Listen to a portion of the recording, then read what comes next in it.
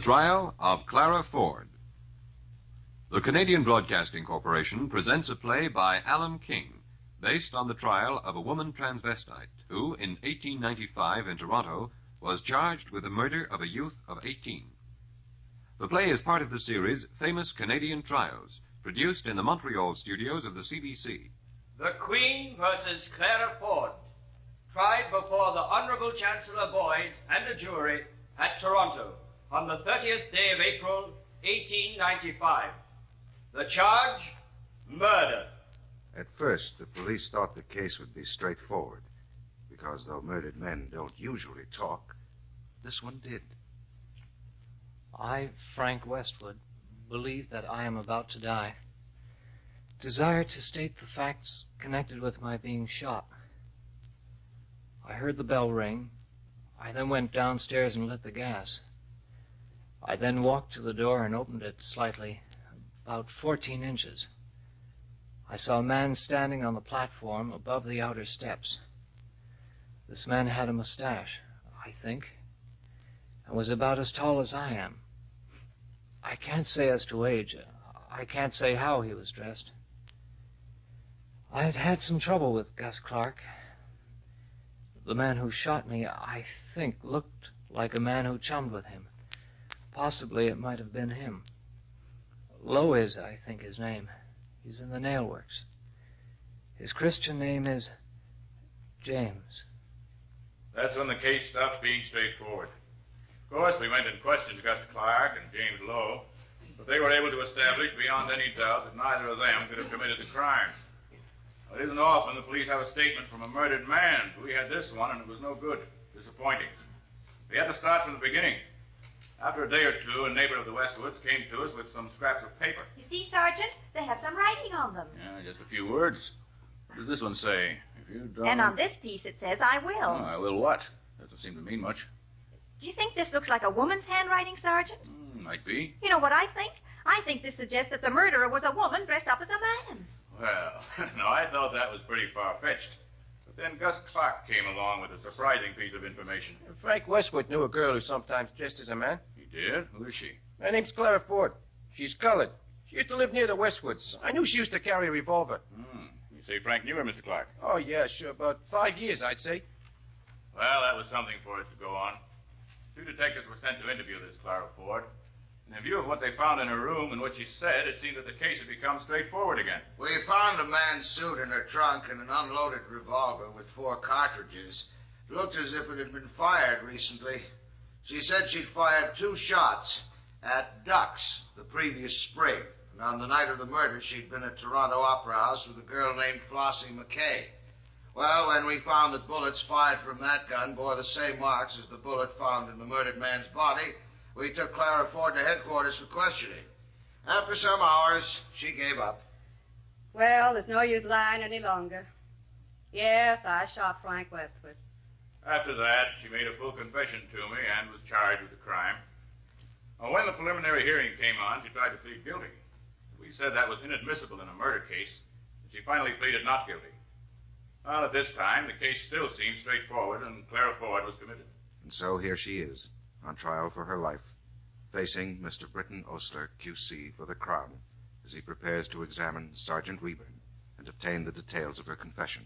Now, Sergeant Reburn, will you tell his lordship and the jury just what happened when the prisoner was brought into your office? My lord? Yes, Mr. Johnson? My lord, I must object to this procedure on the part of my learned friend for the Crown. On what ground, Mr. Johnson? On the ground that your lordship has not yet ruled whether or not the prisoner's confession is admissible. Before I can rule on the admissibility of the confession, I must hear the circumstances under which it was obtained. Very well, my lord. Now, Sergeant Reburn, I will repeat my question. What happened when Clara Ford was brought into your office? Well, we asked her to explain about the revolver and the men's clothes we found in her trunk, and also about her movements on the night of the murder. Did you caution her at that time? No, sir, not at the beginning. She wasn't arrested yet, you see.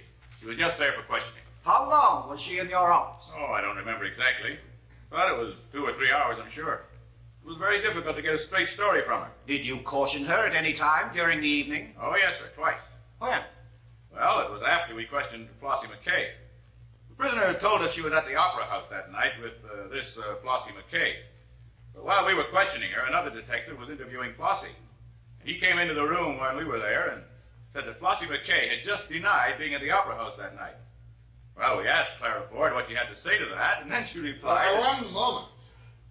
My lord, what my client replied is an admission, which I submit is part of the confession, which your lordship has not yet ruled as admissible. My lord, I will approach the subject in another way. Sergeant Reben, as a result of Clara Ford's reply, what did you do?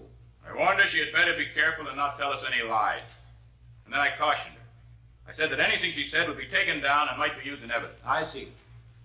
My lord, I will stop there, subject to your lordship permitting me to continue after you have ruled on the confession. Very well, Mr. Osler. Cross-examination, Mr. Johnson? Cross-examination. I should think there was. Long and tedious, they called it in the newspapers the next day. Kept on asking me about the same things over and over, turning to the jury all the time to make sure they wouldn't miss anything. So then, Sergeant, after you had kept this poor girl in your police sweatbox for something like 3 hours without getting a confession from her, you started to make threats. My lord, I must object to this method of bullying the witness. It is cross-examination, Mr. Osler. I think this witness is capable of taking care of himself. I agree with your lordship. Now, answer my question, Sergeant. After something like 3 hours, you started to make threats. No, sir, I did not. But you did say you had better tell no lies. Yes, sir. And you do not consider that a threat? No, sir, that is just a normal way of telling a person that it makes things worse for them if they don't tell the truth to the police. I see. And how did you say it, Sergeant? In your normal voice, in a conversational tone? Oh, yes. If you don't mind my saying so, you have a rather rough way of speaking. The effect of that... My lord, I really must object to this sort of thing. The jury are perfectly capable of forming their own opinion of the sergeant's manner of speaking. Yes, Mr. Johnson, I think you might omit comments of that nature. Very well, my lord. I have no further questions to ask this witness. Any re-examination, Mr. Osler? No, my lord. Very well, then. Gentlemen of the jury will now retire while I discuss certain matters with counsel. The jury retire, and his lordship makes a statement before inviting counsel to submit argument on the subject of the confession's admissibility. So far, Sergeant Reburn's story has been so fragmentary that I have only a very imperfect idea of what actually took place. The defense has taken strong exception to the action of the police.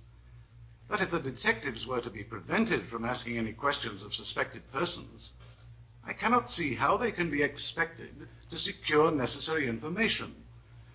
Personally, I do not know why a special sanctity should be thus thrown around criminals. Some of my brother judges, I know, hold different views. But if a prisoner chooses to make a statement in spite of warning, I see no reason why it should not be used. In this case, the sergeant warned the prisoner that she had better not say anything, but that if she did, she had better tell no lies. I am prepared to take the confession for what it is worth, and I will reserve a case, if necessary, for a higher court. With respect, my lord, I contend that the remark that she had better tell no lies was a distinct threat, and at once deprived the confession of its voluntary character, which must be essential to its admissibility. I do not agree with you on that point, Mr. Johnson. Sergeant Reburn, it seems to me, made it quite clear that only after a number of discrepancies kept occurring in the prisoner's story did he warn her that she had better say nothing. But if she did speak, that she should tell the truth. The point I would like to make, my lord, is this. The defense has claimed that the onus of proving that the confession was free and voluntary rests with the Crown. I submit this is not so at all, and I am sure your lordship is quite well aware of this. Furthermore, as your lordship knows, the rights of prisoners have been greatly extended by recent legislation. They are now permitted to go into the box and testify on their own behalf, and therefore there is no longer the same necessity to confine the limits of evidence within the narrow limits previously observed.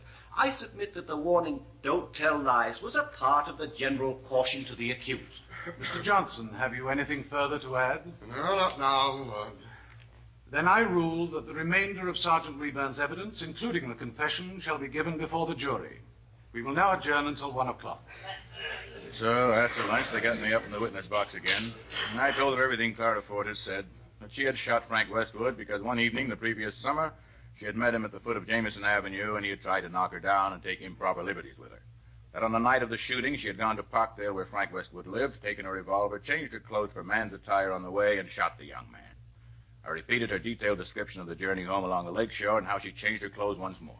And did the accused make any statement about being at the Opera House that night? Yes, sir. She said she told us that at first to try and throw us off the scent. But she admitted now that she hadn't been there. Are you familiar with that locality, Sergeant? Yes, sir. On November 26th, I went over the ground with Inspector Stark and Mr. Curry, the Crown Attorney, and we found everything just as she described it. What happened after the prisoner had concluded her confession? I informed Inspector Stark what happened. He went in to see her, and she repeated the story. Next morning, the prisoner told me she was going to plead guilty, but I urged her to do nothing of the kind and that she should have a lawyer. I told her a plea of guilty would not be accepted in a murder trial, but she insisted. But eventually, she did agree to change her plea? Yes, sir. And at that time, a lawyer was called to look after her interests. Thank you, Sergeant Reba. That will be all. Cross-examination? Yes, my lord. Yes, my lord, indeed. Johnson put on a real performance this time. They called it severe in the papers. But I doubt whether he did his client any good or not. After all, there was her confession, and the jury had heard it all. Somehow, a rumor had got out that Clara Ford was going into the witness box herself. I could hear people discussing I it as wouldn't they miss left tomorrow the for courtroom. anything, Celia. Fancy that girl going into the witness box herself. I know. My husband doesn't agree with it, you know. He says they should never have changed the law. I don't see why not. I always thought it unfair that an accused person couldn't get up there and speak for himself. You swear to tell the truth, the whole truth, and nothing but the truth, so help you God. I do. Now, Miss Ford, would you first tell his lordship and the jury your age and something of your history? Yes, sir. I was born in Toronto and have lived here all my life, about 33 years. Both my parents are dead. I've been pretty constantly employed. Would you tell us now of the events last November when the police first got in touch with you? Yes, sir. I was working at Barnett's shop on York Street, next to Mrs. Dorsey's, on November 20 last, when two men came in. I recognized Detective Sleeman and Porter as the men, and I saw them that day for the first time. I was pressing seams with a large iron when they entered. Sleeman went up to Barnett and began whispering to him. I don't know what he said. Barnett got up and went up onto the step with Sleeman, while Porter stood by the self-feeder looking at me. After a minute or two, Porter says, "Have you got any more girls here?" I says, "No, there's no more." He says, "Are you sure?" And I says, "No, there's no more." He says, "You're pretty busy." And I says, "Yes, we are. We're working day and night." I was alone with Porter while this was going on. And then Sleeman came in again and came over to me, and he says, "We want to see your room." I said, "What do you want to see my room for?" He said, "Well, we want to see it." So I put down the iron, went up the stairs between Mrs. Dorsey's and the shop, and Sleeman followed with Porter behind her. Prisoner then told of the discovery of the men's clothes and the revolver in her room, of certain questions being asked her, of how she told the detectives she had only used it to shoot ducks the previous April, and then of how she was taken to headquarters and confronted by Sergeant Rayburn. Rayburn looked me up and down as if he'd snapped my head off and asked me my name and where I lived. He didn't talk at all like he did here yesterday, but more gruffer and snappier. And then he says, Where were you that night? October 6th. "At the theater. How were you dressed? I had on a green skirt and waist, green corduroy vest, white collar and cuffs and tie, this jacket, and a straw hat." Who was with you? "Florence McKay." You were seen in Parkdale that night. "I was not. Whoever says they saw me there was telling a lie." Do you know Frank Westwood? "No. When were you in Parkdale last? On the first or second Sunday after civic holiday." What were you doing wearing men's clothes? "I didn't know that there was any harm in wearing men's clothes." Don't you know it's against the law? "Well, if it is, what about Dick Steinberg, who goes to the baseball game in Hamilton in men's clothes and then writes it all up in the news?" Where did you meet Flossie McKay? "On the corner of Bay and Queen Streets, and we went to the Opera House. She waited in the corridor while I got the tickets. I got 35-cent tickets, and we went up into the balcony. I gave our checks to the usher, and he showed us to our seats. We stayed the play out, and then went along Adelaide and up Young. I noticed Wanless's clock as we passed. It was either after 5 minutes past or 5 minutes wanting to 10:30. About a Sunday World, and then we went along Queen Street West. As we were going along, I asked Flossie if she knew that Percy Clark was dead. I'd seen it in the telegram. She said, "No, what did he die of?" I said I didn't know, but I thought it was strange that Percy was born the day Priestman was shot. On the day he was buried, Frank Westward was shot. Then we went along to Mrs. Watson's, where Flossie was living. I would not go in as it was late, but I told her to tell Mrs. Watson that she'd been to the theater with me, and that was why she was late. She said that was all right, as Mrs. Watson knew she was going. I then went home to Mrs. Dorsey's, and when I got to my room, my clock was just a quarter of 11. Now, Miss Ford, after you had told Sergeant Reuben your story of the events of that night, then what happened? Well, he left me alone in the office till it was nearly dark. And then? Then he came back and took me into Inspector Stark's office, and I sat down facing Stark. Rayburn says, "No, you're making this all up." And I says, "No, I ain't. It's the truth." "Well," he says, "you didn't get saucy about it."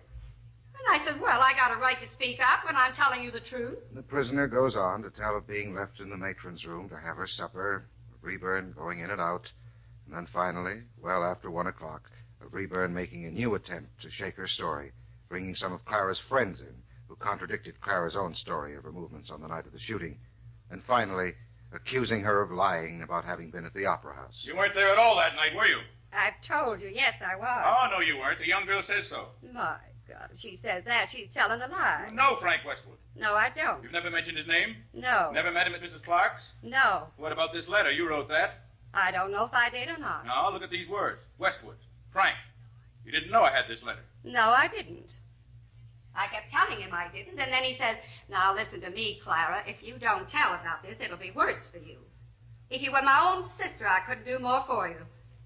I repeated that I didn't know anything about it, and then he said, "Only tell me what your motive was. Say that he insulted you. There's $500 or $600 offered for this." And with that, he winked. "If you don't," he says, "it'll be the worse for you. But if you tell me all, I won't say a word about it, and I'll see that you're a free woman and walk the streets again." You mean, Miss Ford, you mean that Sergeant Reuben actually promised you your freedom if you would confess? Yes, sir. And then what happened? Well, then he looked at his watch and said he had no more time to bother with it and said, "Clara, you're in a net and can't get out." All this time he'd been walking up and down the room, and every time he said it would be the worse for me if I didn't tell, I said I had nothing to tell. That is true. And then? Then at last I got so confused, seeing they were blaming me for what I hadn't done, and they said they would let me go if I confessed, that I said I did it. And then as I had begun, I went on.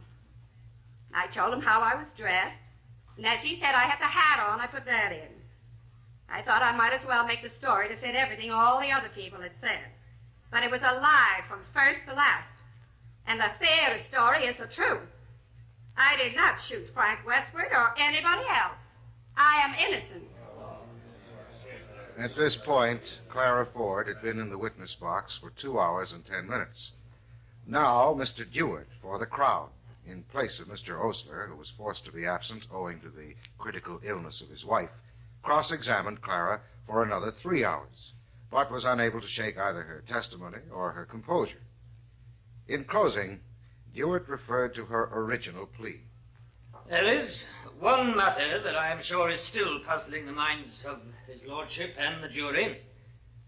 Why, if you insist that you made your confession because you were bullied by the police, why, in the magistrate's court, did you make a plea of guilty?" My Lord, I object.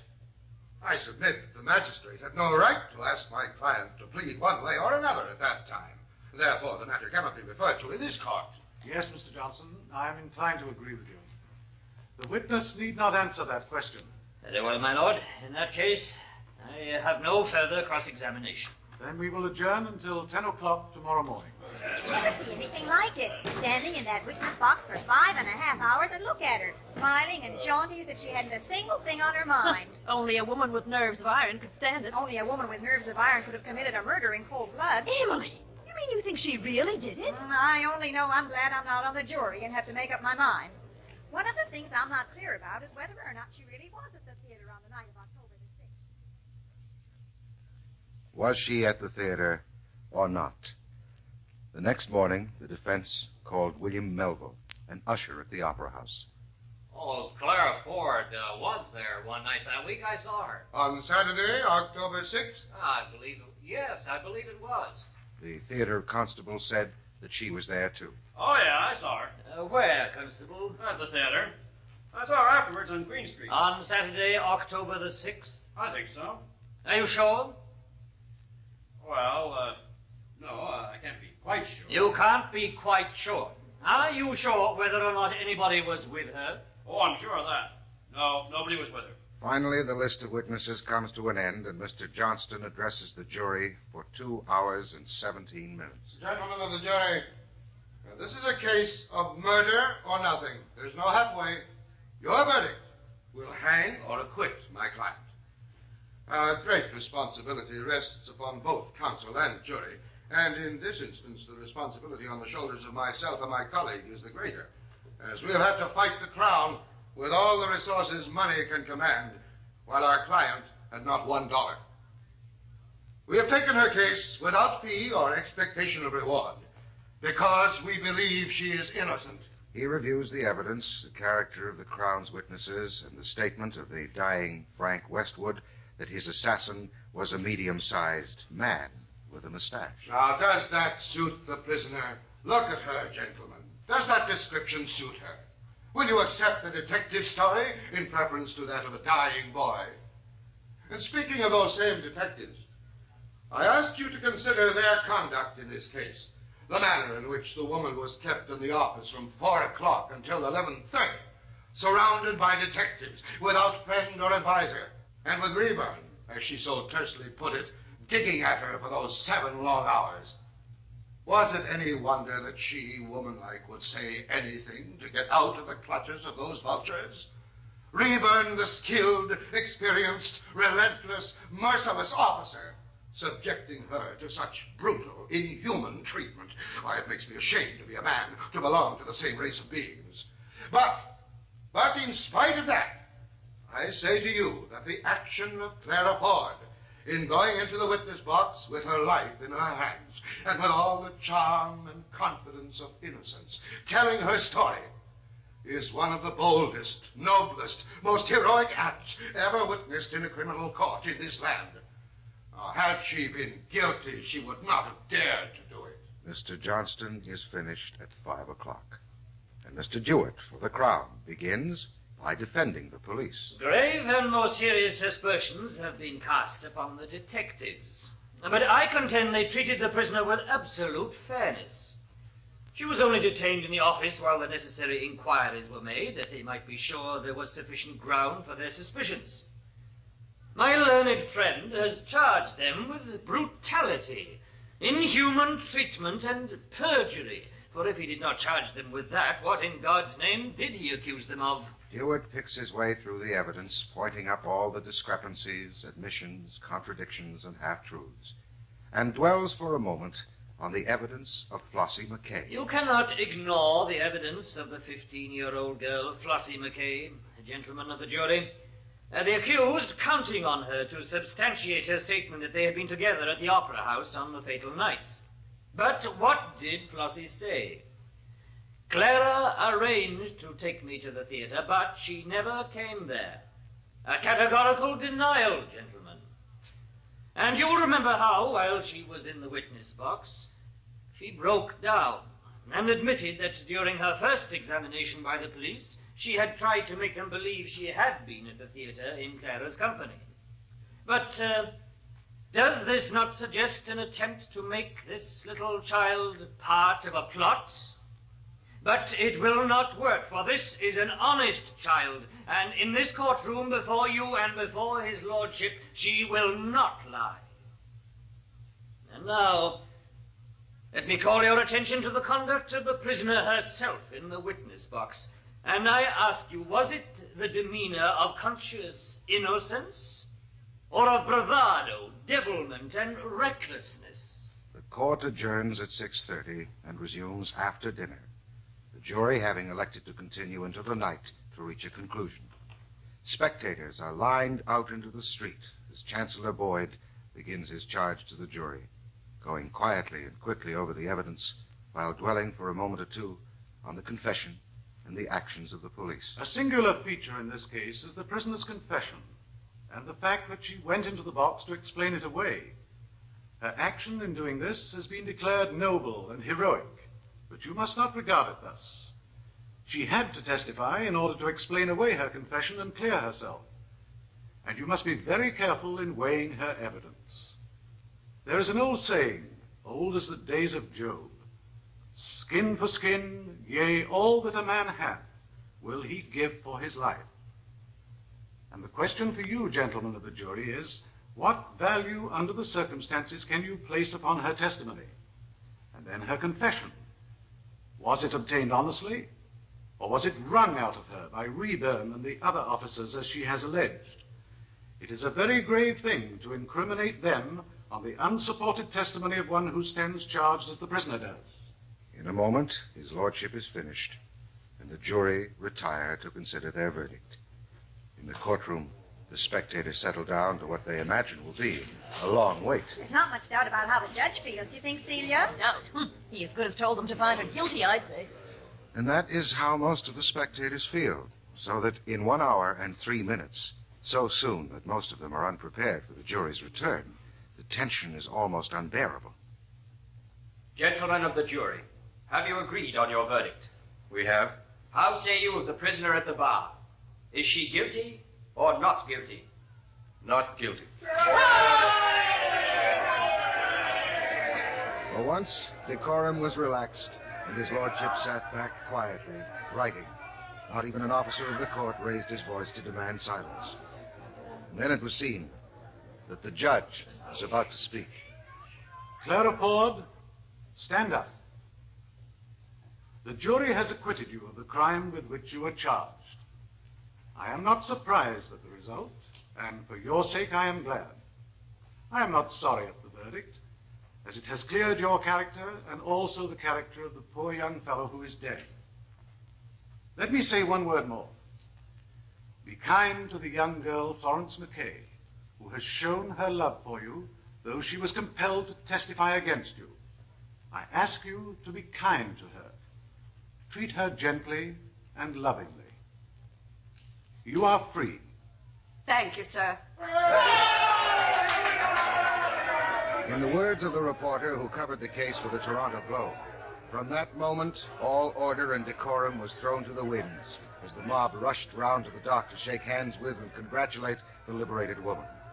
On arriving at Mrs. Dorsey's, as many as were able crowded into the little shop where the heroine of the hour made a little speech to her admirers and held a levee until after midnight. No one else was ever charged with the murder of Frank Westwood. The trial of Clara Ford was produced in Montreal by Rupert Kaplan as part of the series Famous Canadian Trials. Script by Alan King, based on research by R.S. Lambert. Leading roles were played by Eileen Clifford, Henry Raymer, Percy Rodriguez, Albert Miller, Hollis Thomas, Howard Rishpan, Donnelly Rhodes, Gordon Atkinson, Kenneth Cully, Philip Nielsen, Gary Files, Gladys Richards, and Doris Mallis. The program was presented by this station through the facilities of the International Service of the Canadian Broadcasting Corporation. The Canadian Broadcasting Corporation presents a play by Alan King, based on the trial of Hessy Gray, charged in 1895 with the murder of an elderly Ontario farmer. The play is part of the CBC series Famous Canadian Trials, produced in the Montreal studios of the CBC. The Trial of Hessy Gray. One thing we never expected was to see that dirty, good-for-nothing family of Greys back in our part of Ontario. When they disappeared, Otonabee Township was well rid of them, and now here they were back again with the father and mother charged with murder. Of course, we were all in court to see the trial. On September 26, 1895, before the Honorable Chancellor Boyd, for the Crown R.C. Clute, Q.C., for the defense W.A. Stratton. It was a year and a half since poor David Scully died in that terrible fire. Of course, his farm belonged to the Greys after that. They had made an arrangement with Mr. Scully that he would turn the farm over to them in exchange for their looking after him for the rest of his life.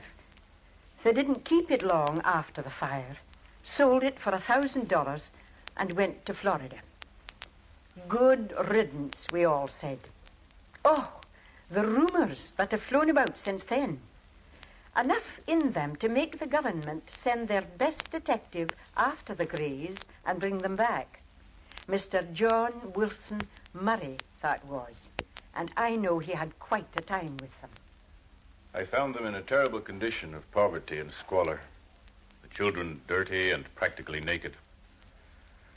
Well, after I arrived with the extradition order, the sheriff of this town of Ocala, where they were, and his wife and some of the townsfolk, washed the children and made up a purse and bought them some clothes. Young Tommy Gray, aged 11, invested 5 cents of his money in some whole-day suckers called Red Davy's Jawbones, one of which he kept in his mouth from morning till night. Well, I got them all in the train, and the moment it started, Mrs. Gray began to boo-hoo. The 6 little Grays burst forth in a chorus of caterwauling, and Thomas Gray, the father, blubbered, while young Tommy opened wide his cave of the winds and poured forth frantic howls. Of course, this was not pleasant for the other passengers, and several men promptly left the car after glaring at me. Then a gentle old lady arose and crossed over to the seat of the wailing Tommy. Poor little Manny. Oh, go away, darn you. Don't you dare try to kiss me. What is the Manny? What's the matter? Can't you see I'm crying, you old fool? For answer, the sweet old lady suddenly reached down and seized the weeping Tommy, and despite his kicks and struggles, lifted him up, laid him across her knees, and spanked him soundly. To my utter astonishment and the amazement of the Grays, Tommy suddenly ceased his howling and looked up and smiled, at which they all stopped their howling and the old lady returned to her seat. And suddenly, Tommy started again. Oh! She broke me jawbones! She broke me jawbones! Oh! The old lady paled, then flushed, and at length she arose and came over to me. Sir, I trust you do not think I injured him. I did not strike him on his face, so his jawbone is unhurt. I struck him not on the face, but on his... on the appropriate place provided therefor, sir. And it was with my open hand. Oh, it's all right, ma'am. I can have his jaw set when I get him home. Oh, dear.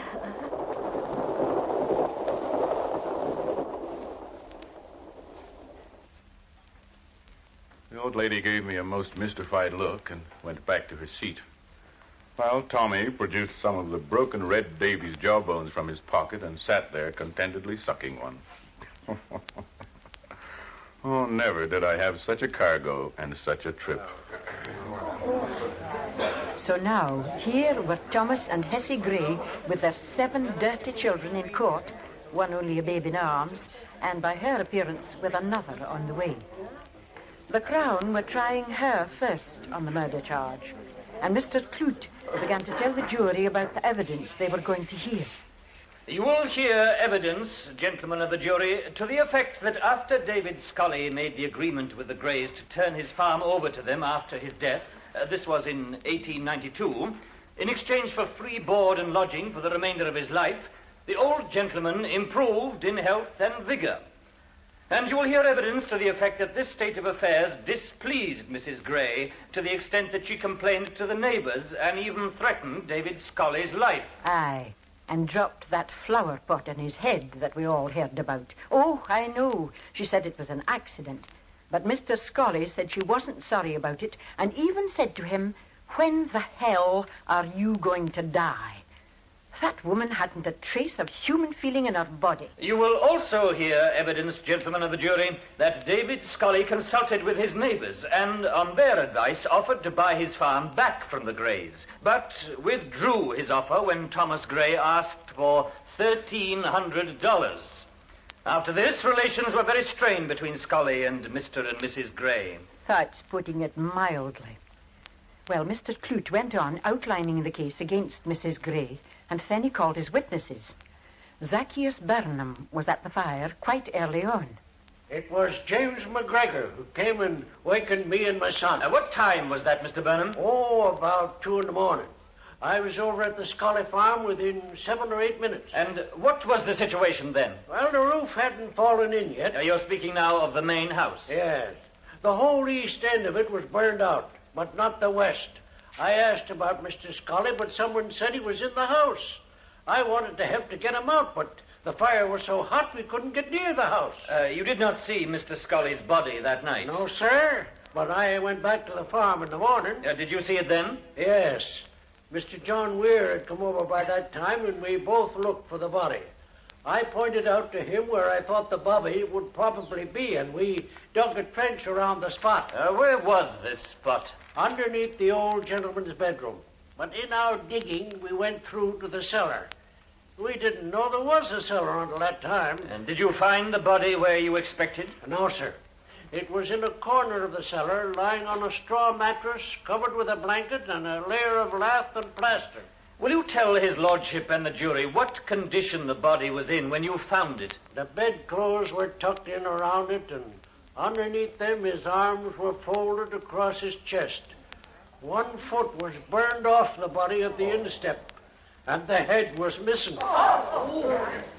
Apart from the fact that the head was missing, did you notice anything unusual about the body? Well, the hair on the chest was not burned until about 3 inches to where the head was cut off from the neck.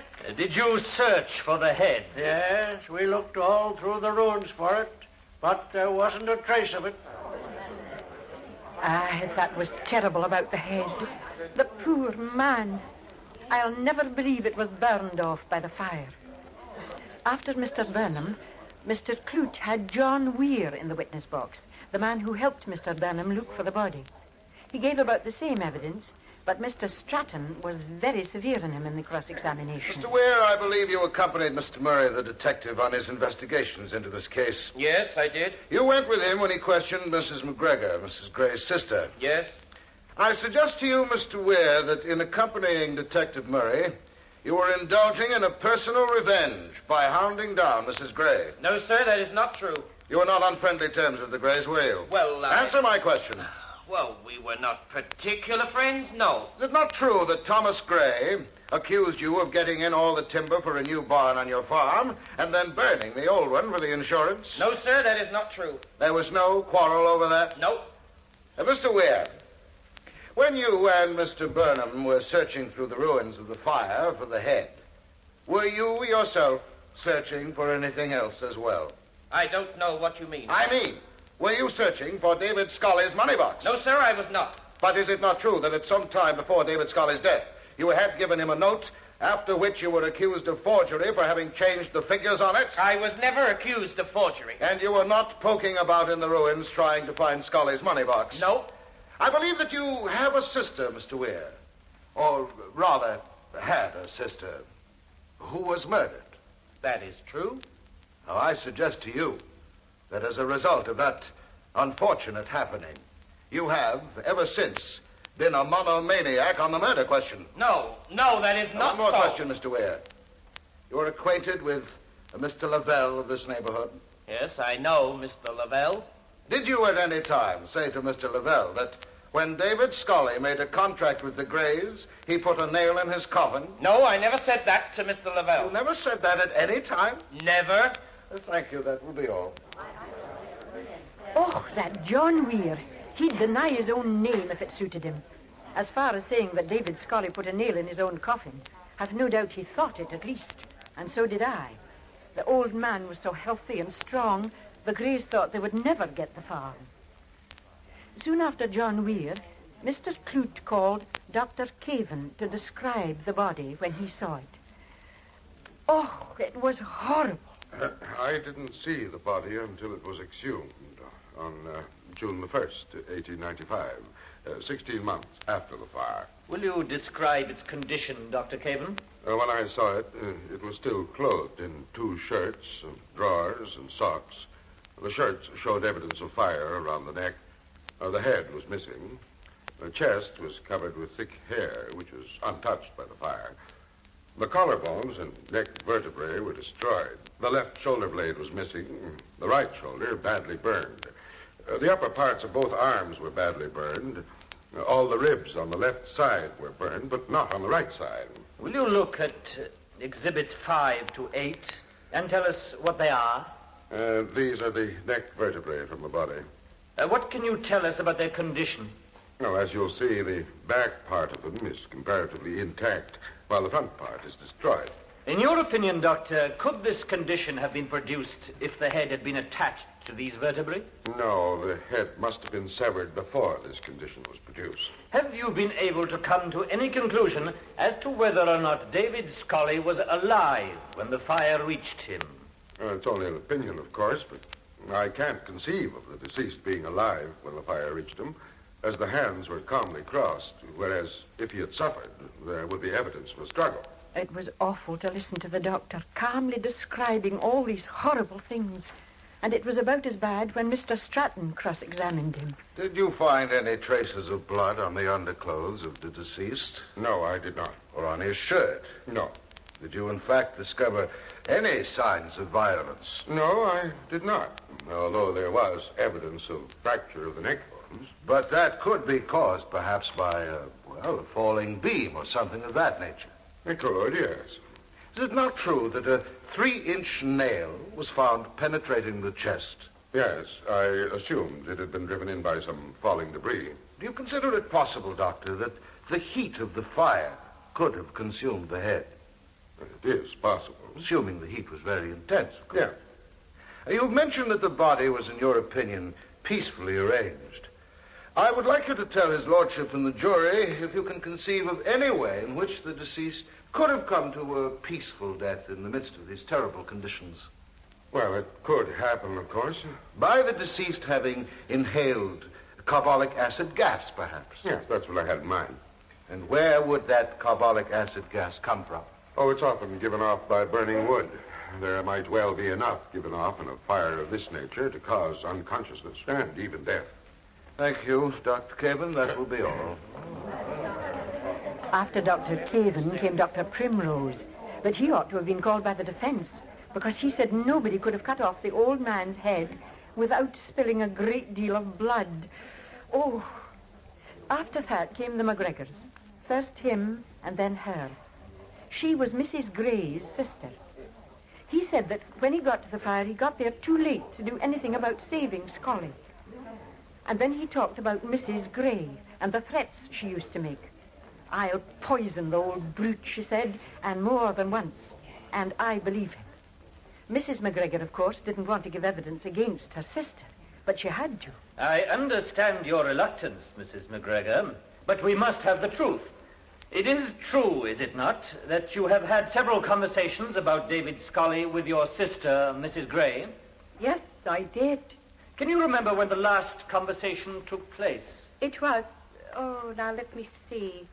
I think it was the second Saturday in November. That was the November before the fire. Can you remember what was said on that occasion? Well, Hessy, that's my sister. Hessy said something about having a sort of a quarrel with the old fella. You mean the deceased, David Scully? That's right. And she made a sort of a threat. Just what did she say, Mrs. McGregor? Well, it was about what she might want to do. I'm afraid I must ask you to give us the exact words, as far as you remember them, Mrs. McGregor. Well, she said, if something isn't done with the old devil, he's likely to live as long as me. And what did you say to that? I said, I suppose, Hessy, that will be as long as God lets him. Go on. Well, then my sister said, no, I'll be damned if he will. I won't let him. Of course, I was shocked, and I asked my sister what she meant. And she said, I mean that I shall watch my chance some dark night and shoot him. And what did you say to that? Well, I warned her. I said that murder could never be hidden and that she would be found out. And what did your sister say then? Well, she... Oh, now I don't want to... I'm afraid you must tell us, Mrs. McGregor. Well, she got very excited and she said, I tell you, this is the last winter Scully will ever see. I'll chop off his head and burn the house down rather than be bothered with him another winter. And how the hell would it be known then? Well, of course, everybody in Otonabee Township had heard that story before Mrs. McGregor told it in court, and people took sides about it. There were those who didn't believe Mrs. Gray ever said anything of the sort. They said that the McGregors hated the Grays and would do anything to hurt them, even though the women were sisters. And then there were those who believed Mrs. Gray capable of saying just what she did say and of doing it, too. I myself am quite certain that... But I'll no say any more about that. At any rate, Mrs. McGregor hadn't much more to say about her sister, except what Mr. Stratton got out of her when he cross-examined her. So you admit to you, Mrs. McGregor, that there was bad feeling between you and your husband and the Grays? Well, yes, but it was... There was bad feeling, wasn't there? Yes, but I would have gone and been friends with my sister if my husband had allowed me. Well, that will be all, Mrs. McGregor. And that was all there was for that day. The next morning, we all got a surprise when Mr. Clute announced that he would not call any more witnesses. Mrs. Gray looked sort of pleased about the whole thing.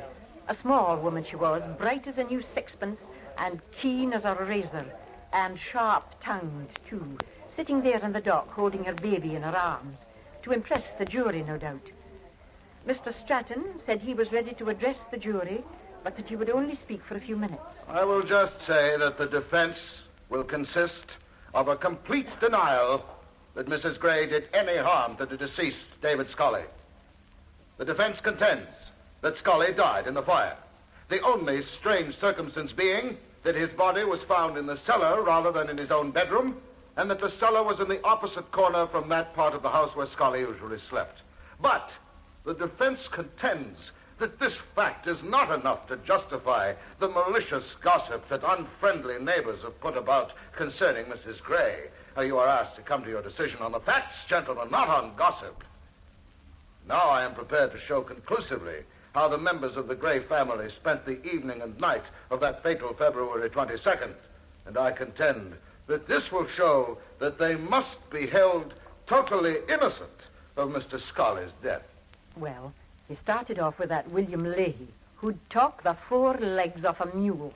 And all he said was that when he saw the body, he never thought of foul play. And that was all a waste of the court's time. After Leahy came the first of the Gray children, Annie, aged 13. Thank the good Lord, somebody had given her a wash. They were all the dirtiest children I ever saw. That detective, Mr. Murray, said that when he was bringing them back from Florida, it was awful when he got the whole family into a railway car in the heat. He could hardly bear the stink of them. Of course, Annie had her story perfectly rehearsed. I went to bed between 10 and 11 o'clock that night. And where was Mr. Scully at that time? He was sitting by the kitchen stove with the baby in his arms. That was the previous baby. The one her mother has in her arms now was born after that. Will you tell the court, Annie, how many stoves there were in the house? 2, sir. The one in the kitchen and another one in the bedroom. Which bedroom do you mean? Our bedroom.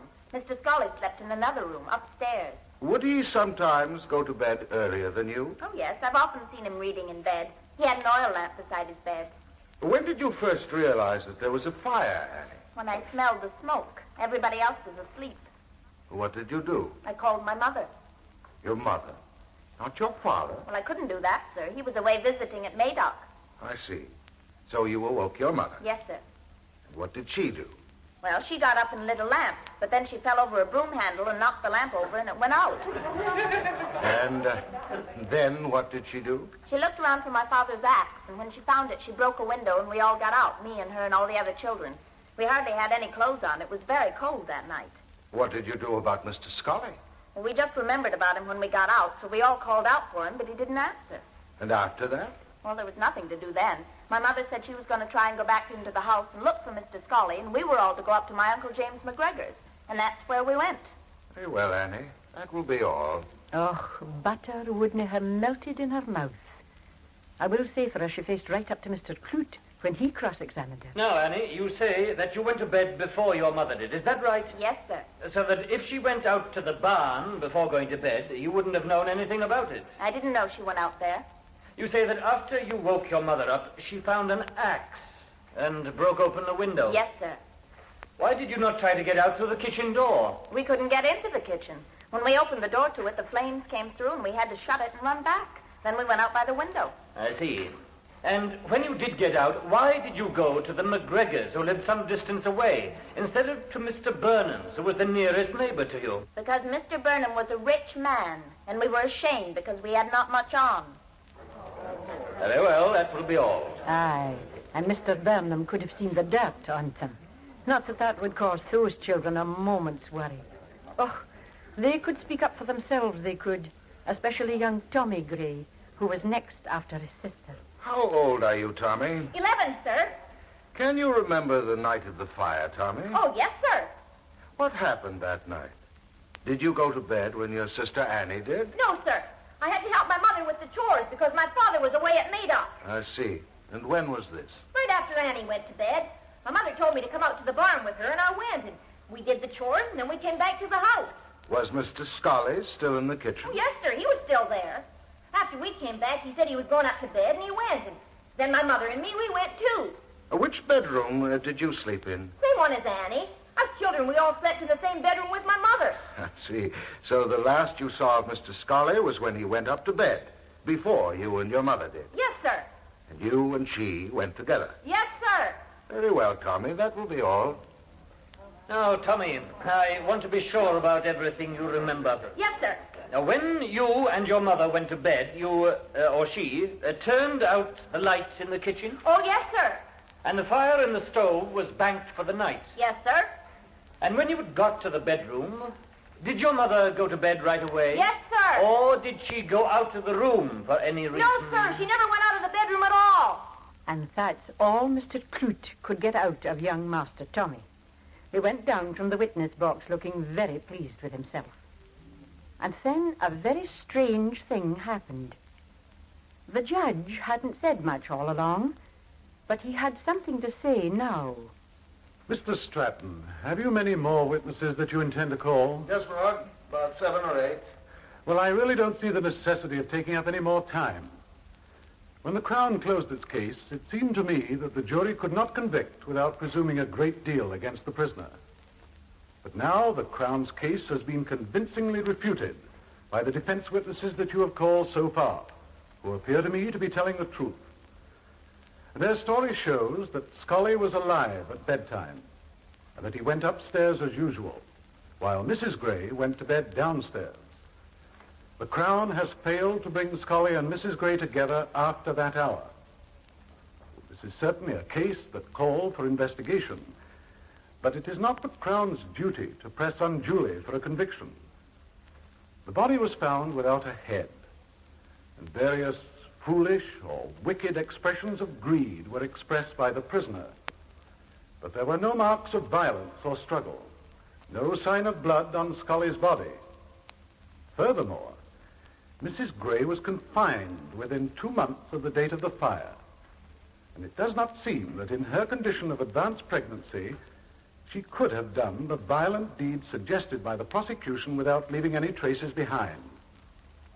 Certainly, the prisoner's action in sending her children after the fire, not to the Burnhams, but to her sister's house, 1.5 miles away to give the alarm, sounds strange. But there is nothing definitely deducible from that fact alone. I therefore direct the jury to return a verdict of not guilty, and I order this verdict to be so recorded.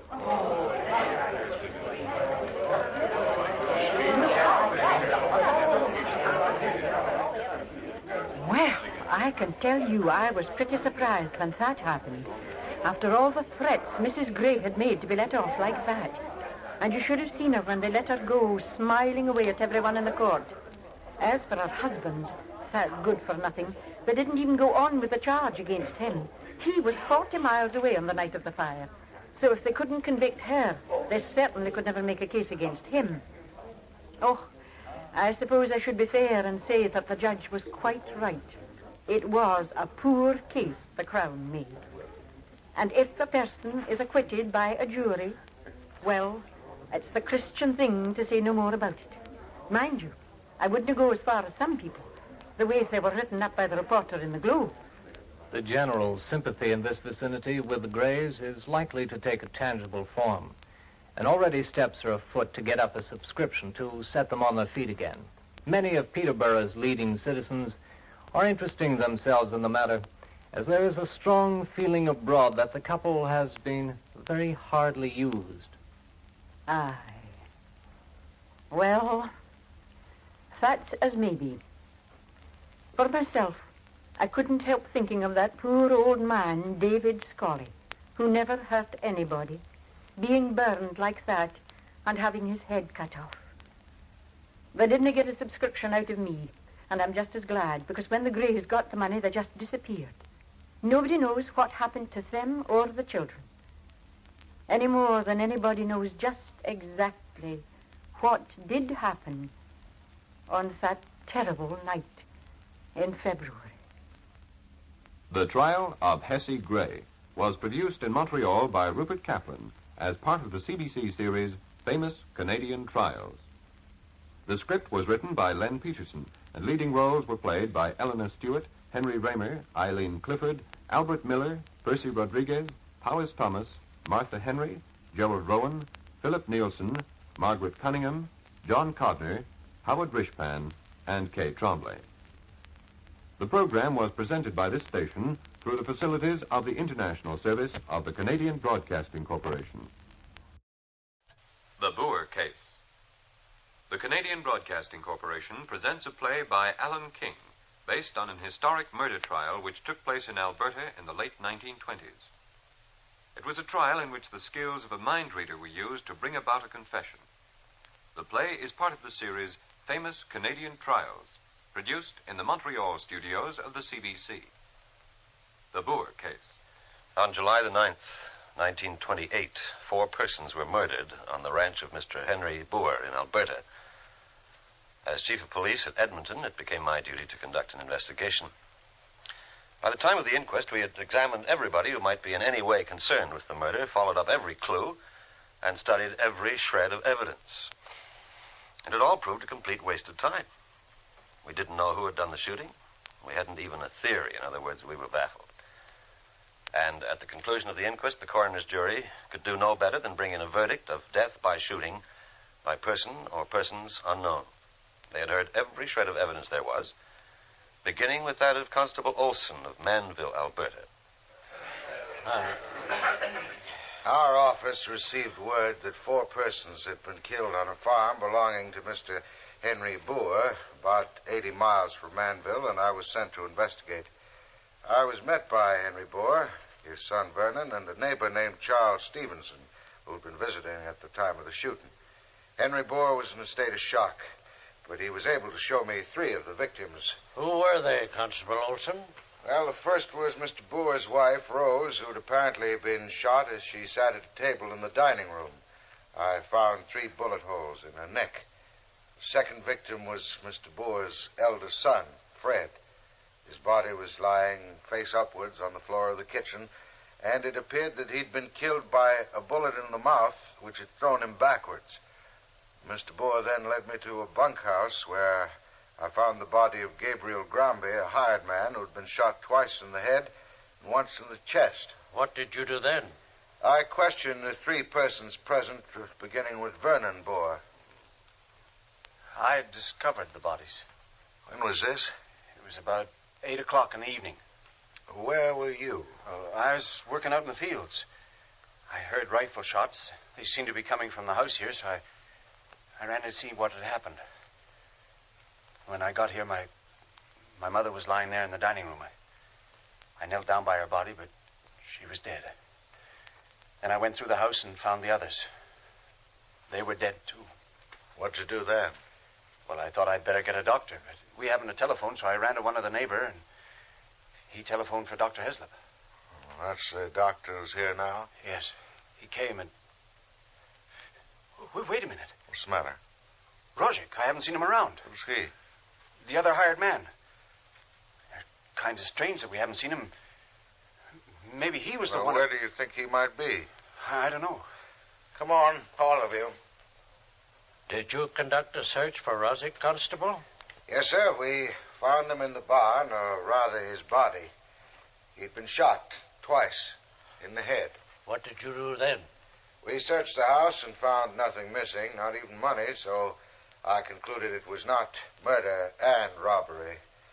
Messages were sent to some of the neighbors. Then they formed a posse to search for any suspicious strangers. In the meantime, I continued to question the persons at the ranch. I asked Mr. Henry Boer where he was at the time of the shooting. I was out in the fields. Surely you must have heard some of the shots. No. I wish to God I had heard them. But I was working somewheres off, up in the northeast part of the east section of the ranch. I heard nothing. You any idea who might have done the shooting? No, none at all. Miss Boer, had your wife any enemies that you know of? Enemies? Oh, no, that couldn't be. Rose was one of the best-loved women in these parts. She was always doing something for the neighbors. Everybody loved her. All right, Mr. Boer. I know it's pretty hard on you. You just take it easy for a while. Thank you, Constable. Mr. Stevenson. Charles Stevenson, is it? Yes.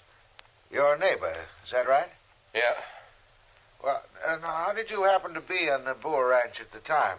Well, Henry asked me to come over. He had a new farm equipment catalog. He wanted me to have a look at it and see what I thought about going in with him to buy a new harvester. That's right, Constable. That's quite right. Then what did you do, Constable?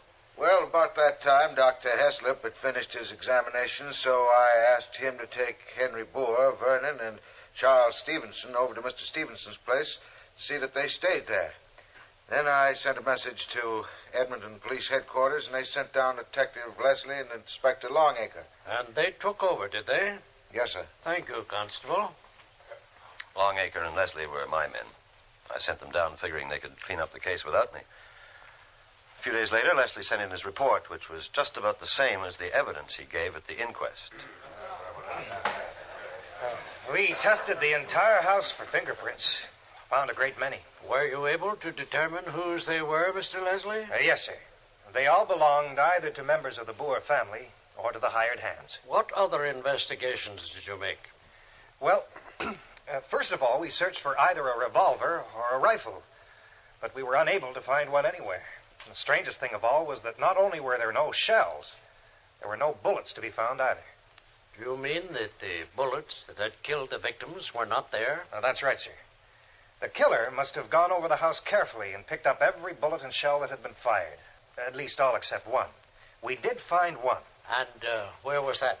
Well, it was lying in some dirty water in a dishpan. We couldn't determine how it got there, but obviously the murderer overlooked it. It was hard to see. Can you say what kind of a bullet it was? Yes, sir. It had been fired from a .303 rifle. We tested it for fingerprints, but there weren't any. We made a new search for the rifle it might have been fired from, but all we found was an old shotgun and a .22, and they obviously hadn't been fired recently. No .303? No, sir. When we found the bullet, we asked if anyone owned a .303. Mr. Stevenson said he did. That is Charles Stevenson, the neighbor who was there? Yes, sir.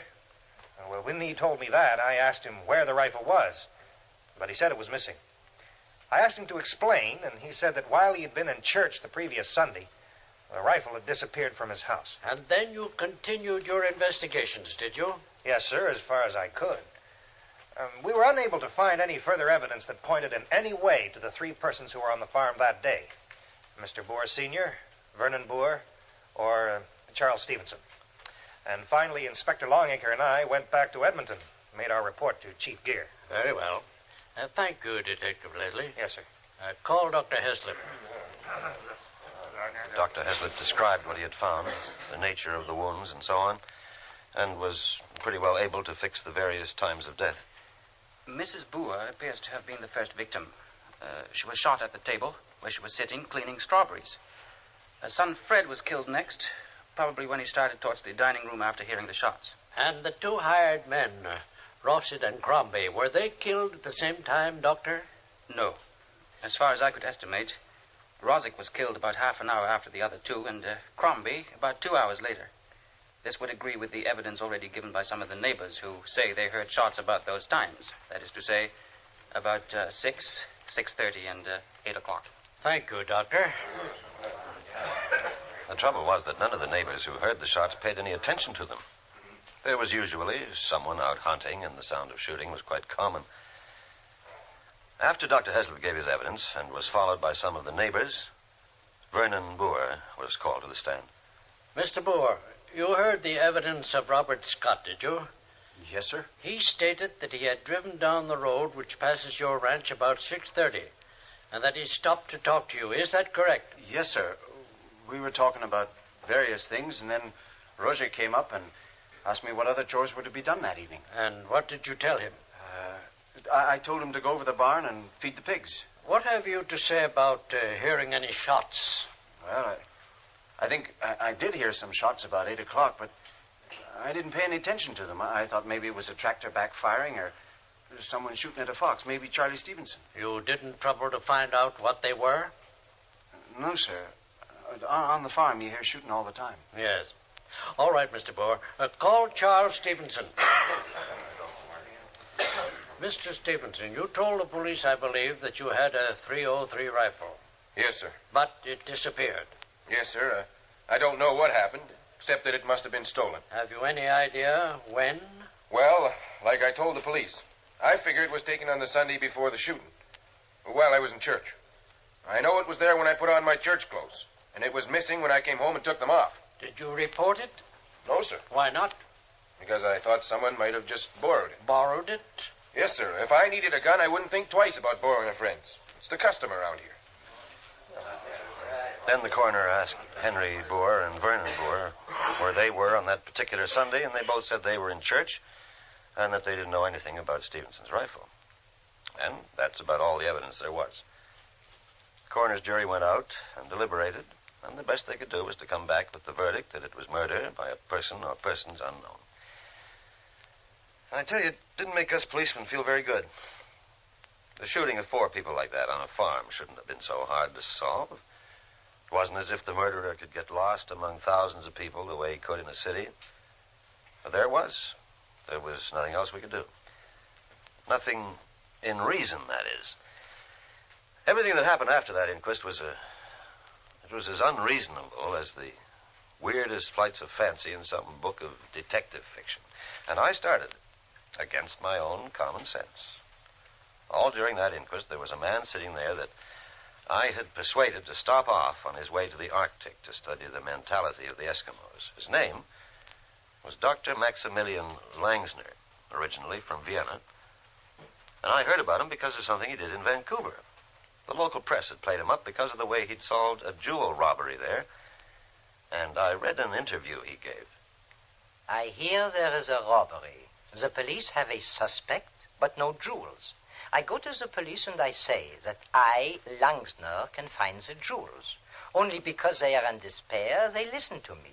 I say, place me in the cell with the suspect and I will tell you. So in the cell for a half an hour I am. I say nothing. I come out, I say to the police, the jewels are hidden behind a picture in a room with yellow walls. They say, we have searched twice the room with yellow walls. It is the room of the girlfriend of the suspect. There is nothing. How do you know there is such a room? I say to them, never mind. Search. So they search, and behind the picture, they find the jewels under the wallpaper. Well, I'm a policeman. I don't believe in amateurs meddling in our work, but we hadn't made much of a job of the Boer murders. And when I read about this fellow finding the jewels in Vancouver, I wrote to him and invited him to come and have a crack at our mystery. He arrived in Edmonton the day of the inquest, and Detective Leslie met him at the station and drove him to where the inquest was being held. Do you mind me asking you how you solved that job in Vancouver, Doctor? You're not the only one who asks. I solve it by telepathy. Telepathy? Yeah. If I am in contact with another person, I can read his thoughts. But how do you do that? I don't know. Some people have the power, some have not. I call it brainwaves. I am student of the mind. I was on my way to study the minds of the Eskimos when your chief wrote to me. Well, I hope you can do a better job than we did, Doctor. We shall see.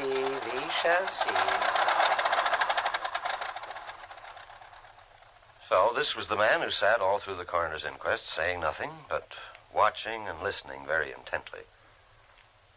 After it was over, he and Leslie came into my office. Well, Chief, that didn't get us anywhere, did it? No. But before I ask Dr. Langsner for his opinion, I'd like to mention just how it looks to me. Seems to me that there are 3 people who could be guilty. Henry Boer, the father, Vernon Boer, the son, and Charles Stevenson, the neighbor. Agreed? Sure. But the trouble is that none of them has a motive.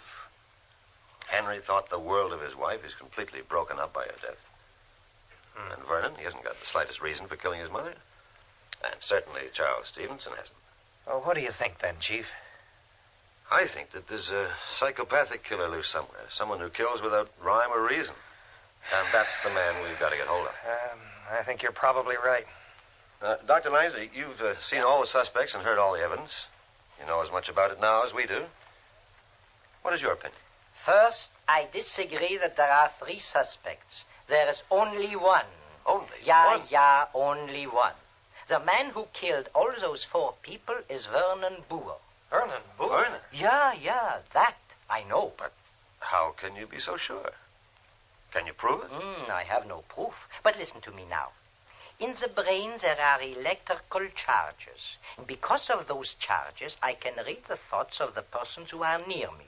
Today I have read the thoughts of every person who was on the witness stand. Mind reading? Well, if you want to call it that, yeah, good. Let me explain. When a man commits a violent crime, he develops a strong sense of guilt, and at the same time, he develops a fear of being discovered. You would agree, huh? Yes, I guess I would. Well, good. Then, because of that, he goes over and over the details of the crime in his mind over and over again. The way I describe it, he vocalizes his crime in his mind. You're getting beyond me, Doctor. No, it is not so difficult to understand. If you have some problem worrying you, do you not think it over and over? And sometimes you cannot sleep because thinking about it, huh? Well, yes, that's true. Yeah, then you see, your mind is full of it. And in such a case, I can read your thoughts as I did today, huh? And what was Vernon Boer thinking? I would like to be closer to him. But I do know he is worried. And he will give us a clue. The clue we'd like to find is a rifle. Did you, read anything about that? Yeah. I can tell you where is the rifle. It was when Charles Stevenson was telling how his rifle was lost. Yes, I remember. While he was telling, Vernon was thinking very hard, because it would be dangerous for him if the rifle was found. So when he is thinking, I am reading his mind, and I see where he has put the rifle. Where, Doctor? It is in a patch of prairie grass about 200 yards, 200 yards behind the farmhouse. Now, wait now, let's see. It is to the west because I can see the sun shining in that direction. Are you sure of that, Doctor? Yeah, I am sure. That is what he is thinking. It is a very clear picture. All right, then. Will you come out with us to the Boer farm tomorrow morning? Why, of course. Am I not here to help you?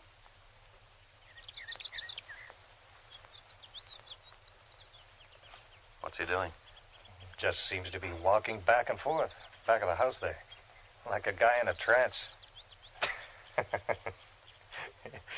Funny-looking duck, isn't he, Chief? I don't care if he looks like a man from Mars, so long as he can clear this murder up. Yeah. Looks like all the comic Viennese professors you ever heard of. Long white hair. The accent? Wait, I think he wants it. Mr. Leslie, will you come here, please? Yeah. Sure, Professor. Looks like he's found something. I hope so. You found something, Doctor? I think so. Stand here now by this tree with me. Okay. Now what? Now, in this direction where I point, you walk 10 steps straight ahead, please. This way? Yeah. Now walk. Okay. 1. You really think you know where the rifle is, Doctor? We will see. 7, 8, 9. Hey, Chief. Here it is. Here, look. It was lying in the grass. Yeah, where I saw it in his mind. Doctor, I've got to hand it to you. Come on, we'll get back to town and get that identified. Well, Doctor, that's it, all right. It's Stevenson identifies it as his rifle. But there aren't any fingerprints on it. No, of course not. Vernon Boer wiped them off.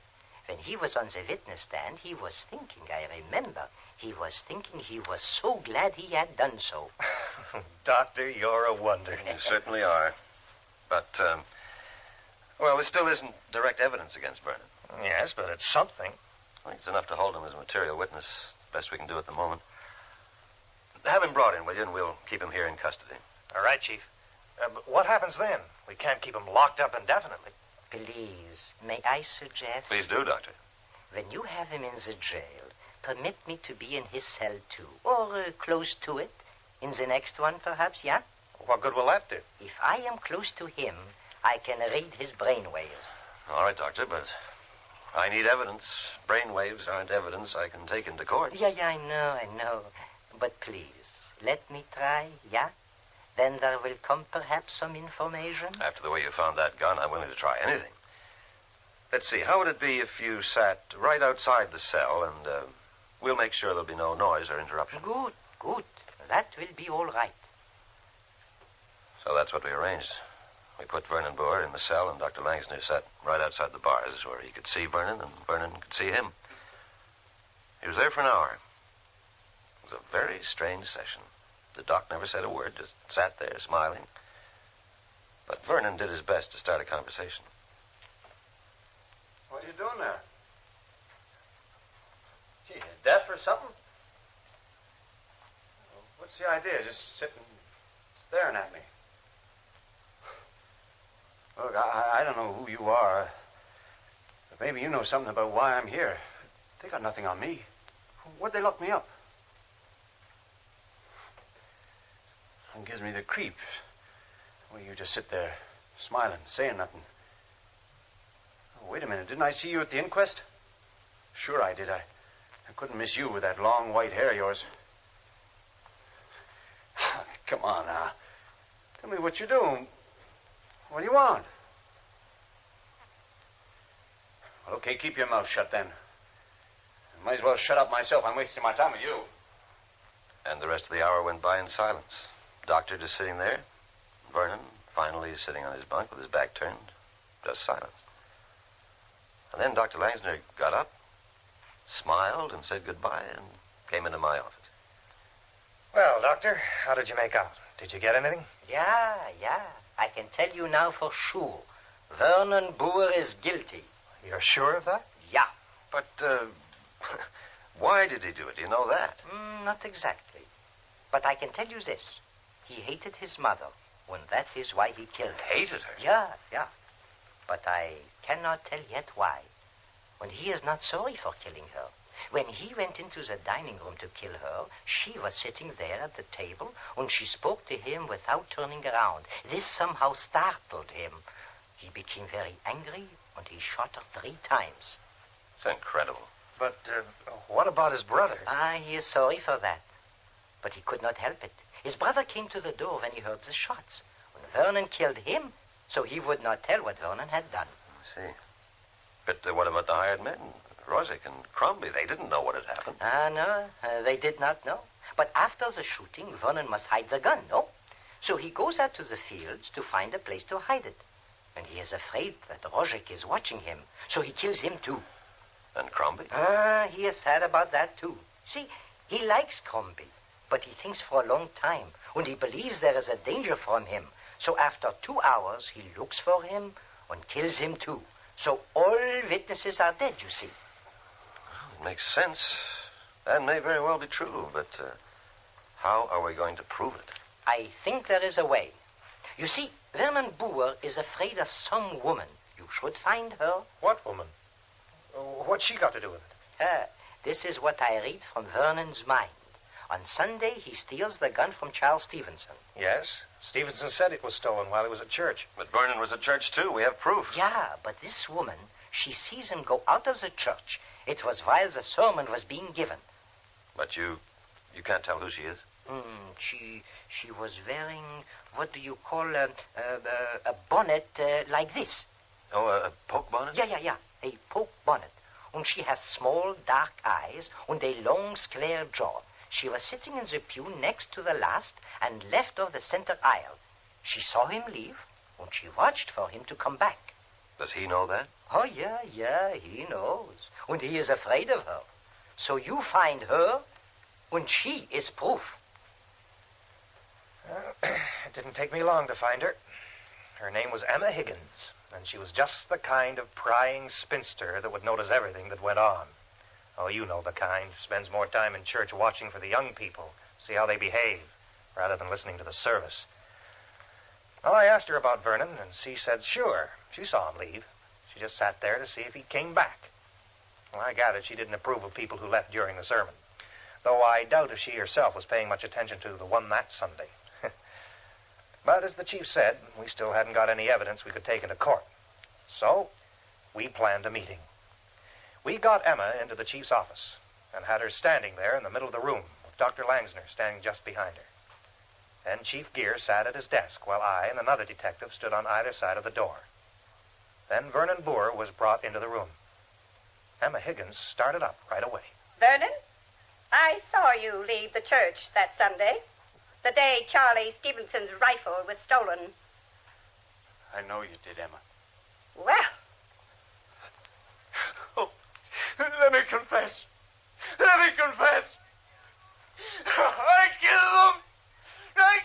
I killed them. And that was it. Vernon Boer dictated a full confession and signed it. It was just as Dr. Langsner had said, except that he filled in the reasons why. My mother, deeply loved as she was throughout the community, was a dominating and dictatorial person. She held her menfolk in a tight rein, especially me, her youngest and favorite son. I fell in love with a lovely girl, a daughter of a migrant farm worker. Mother sternly refused to countenance the marriage. Well, my father, Henry Boer, he laughed off the affair as a teenage whim. One day, my mother referred to my girl in slighting terms, which made me mad. I brought her to the farm on a visit one Sunday afternoon. My mother told her to leave the place at once. My resentment blazed up, and the result was my decision to kill my mother. That same evening, I borrowed the .303 rifle from Charlie Stevenson while he was in church. As for the reasons why he killed the others, Dr. Langsner had told us that, and the confession confirmed it. Vernon went on trial for murder in the spring, but that confession almost amounted to a plea of guilty. It was all over quickly, and he was hanged on April 16th, 1929. The only mystery remaining was how Dr. Langsner read Vernon's mind. Are there electrical charges in the brain that make waves? I don't know. And the professor never had a chance to develop his theories because he died soon after up among the Eskimos while he was studying their patterns of thought. He wasn't there to give evidence at the trial. What jury would have believed him? For that matter, do you think a down-to-earth policeman like me would have believed what Langsner did if I hadn't seen it with my own eyes? The Boer case was produced in Montreal by Rupert Kaplan as part of the CBC series Famous Canadian Trials. Script by Alan King, based on research by R.S. Lambert. Leading roles were played by Bud Knapp, Henry Raymer, Leo Chichery, Albert Miller, Donnelly Rhodes, Walter Massey, Henry Hovenkamp, Norman Tavis, and Eileen Clifford. The program was presented by this station through the facilities of the International Service of the Canadian Broadcasting Corporation. The Death of a Bitter Dream. The Canadian Broadcasting Corporation presents a play by Len Peterson, based on the trial of Patrick James Whalen, an Irish patriot charged in 1868 with the murder of Thomas D'Arcy McGee, one of the leading figures in the founding of the Canadian nation a year earlier. The play is part of the series Famous Canadian Trials, produced in the Montreal studios of the CBC. The Death of a Bitter Dream. Parliament, the new Dominion of Canada's first, was sitting late. The Dominion was less than a year old, and there was much vital legislation to be attended to. That same night, somewhere in the shadows, was a fiery-eyed man nursing a pistol in his pocket, his bitter heart filled to overflowing with hatred that must kill. The man, his hatred enveloped, sat in Parliament that night and took part in an important debate. The wisdom of the Confederation of the British Provinces was still being questioned. By and by, time will show us the constitution of this Dominion as much cherished in the hearts of the people of all its provinces. The most impassioned speech in defense of the Union was made by the member from West Montreal, Thomas D'Arcy McGee. Our friends need have no fear that Confederation will be administered other than with serene and even justice. I speak not as a representative of any race or of any province, but as a Canadian.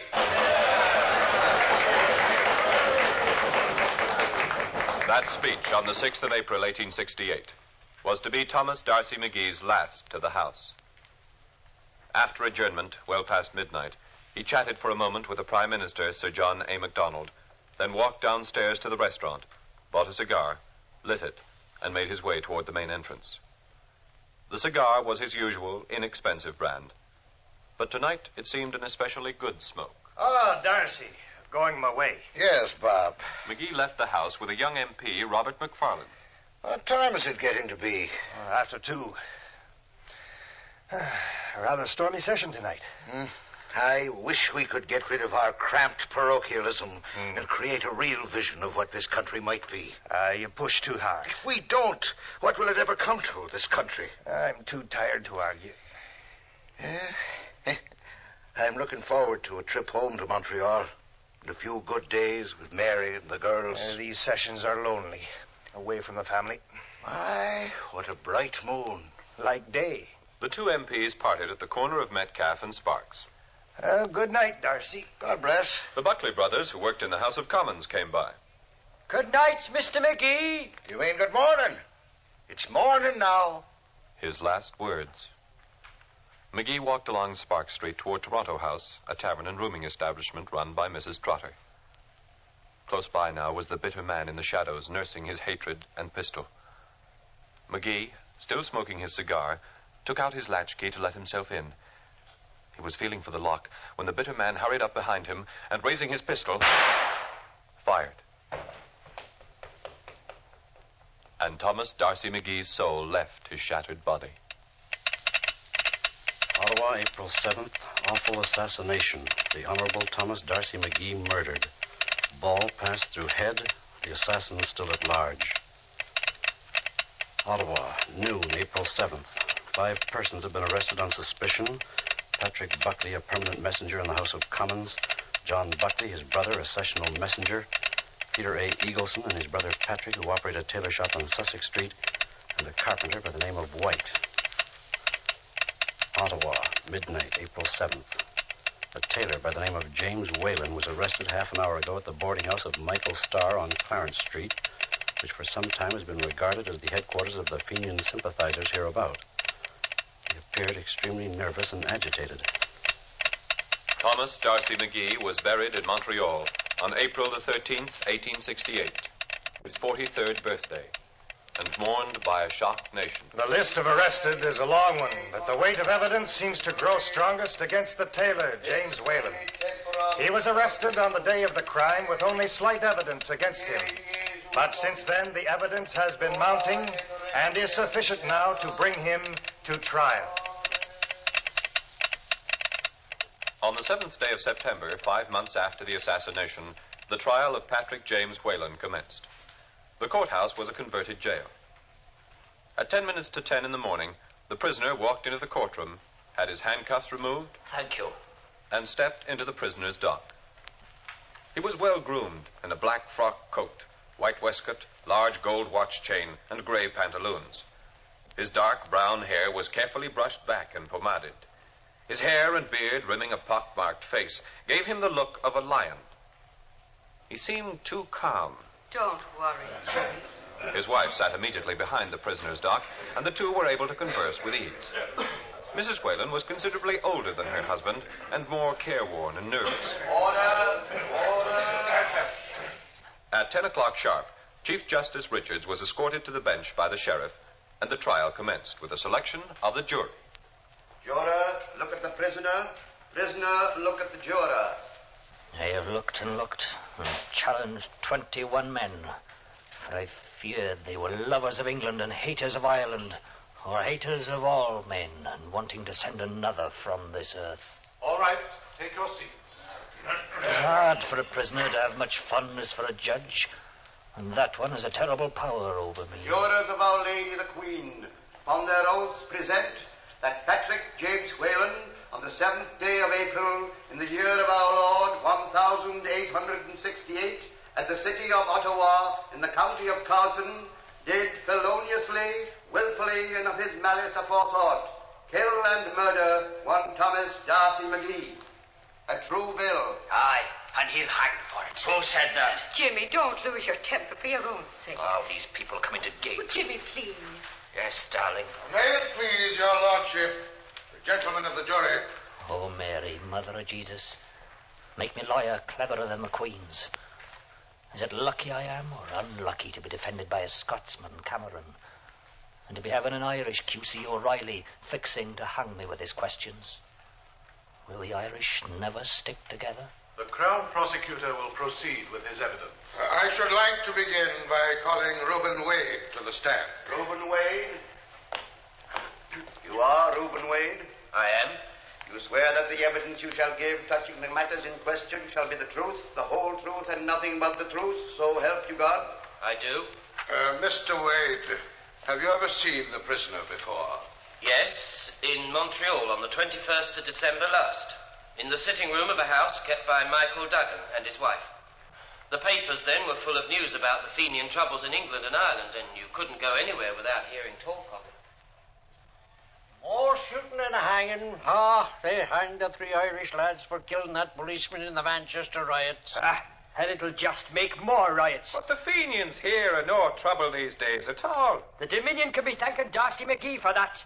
Though 20 years ago, he was rebelling for Ireland. Gone soft. Here's to him. Aye.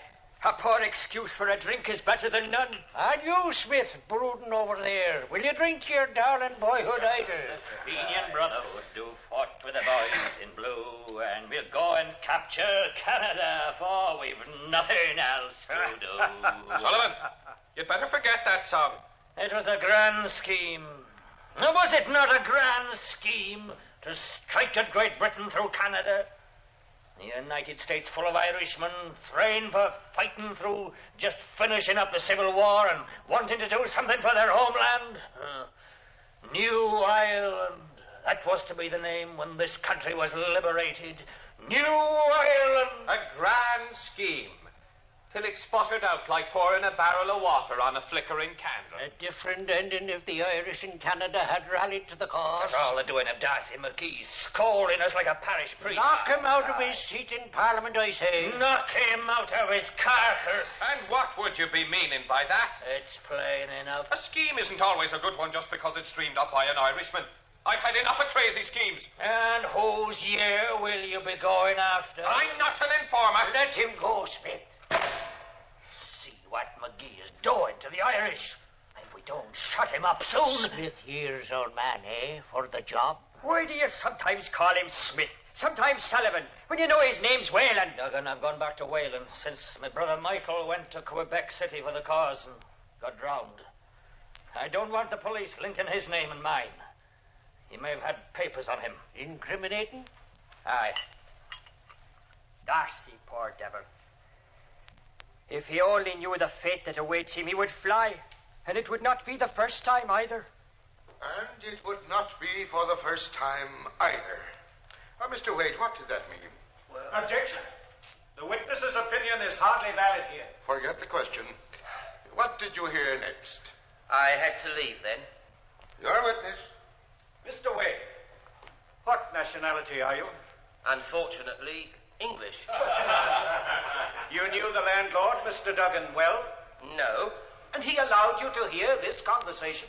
They seemed shy at first, but as they kept drinking, they forgot me. Did you hear every word that was spoken?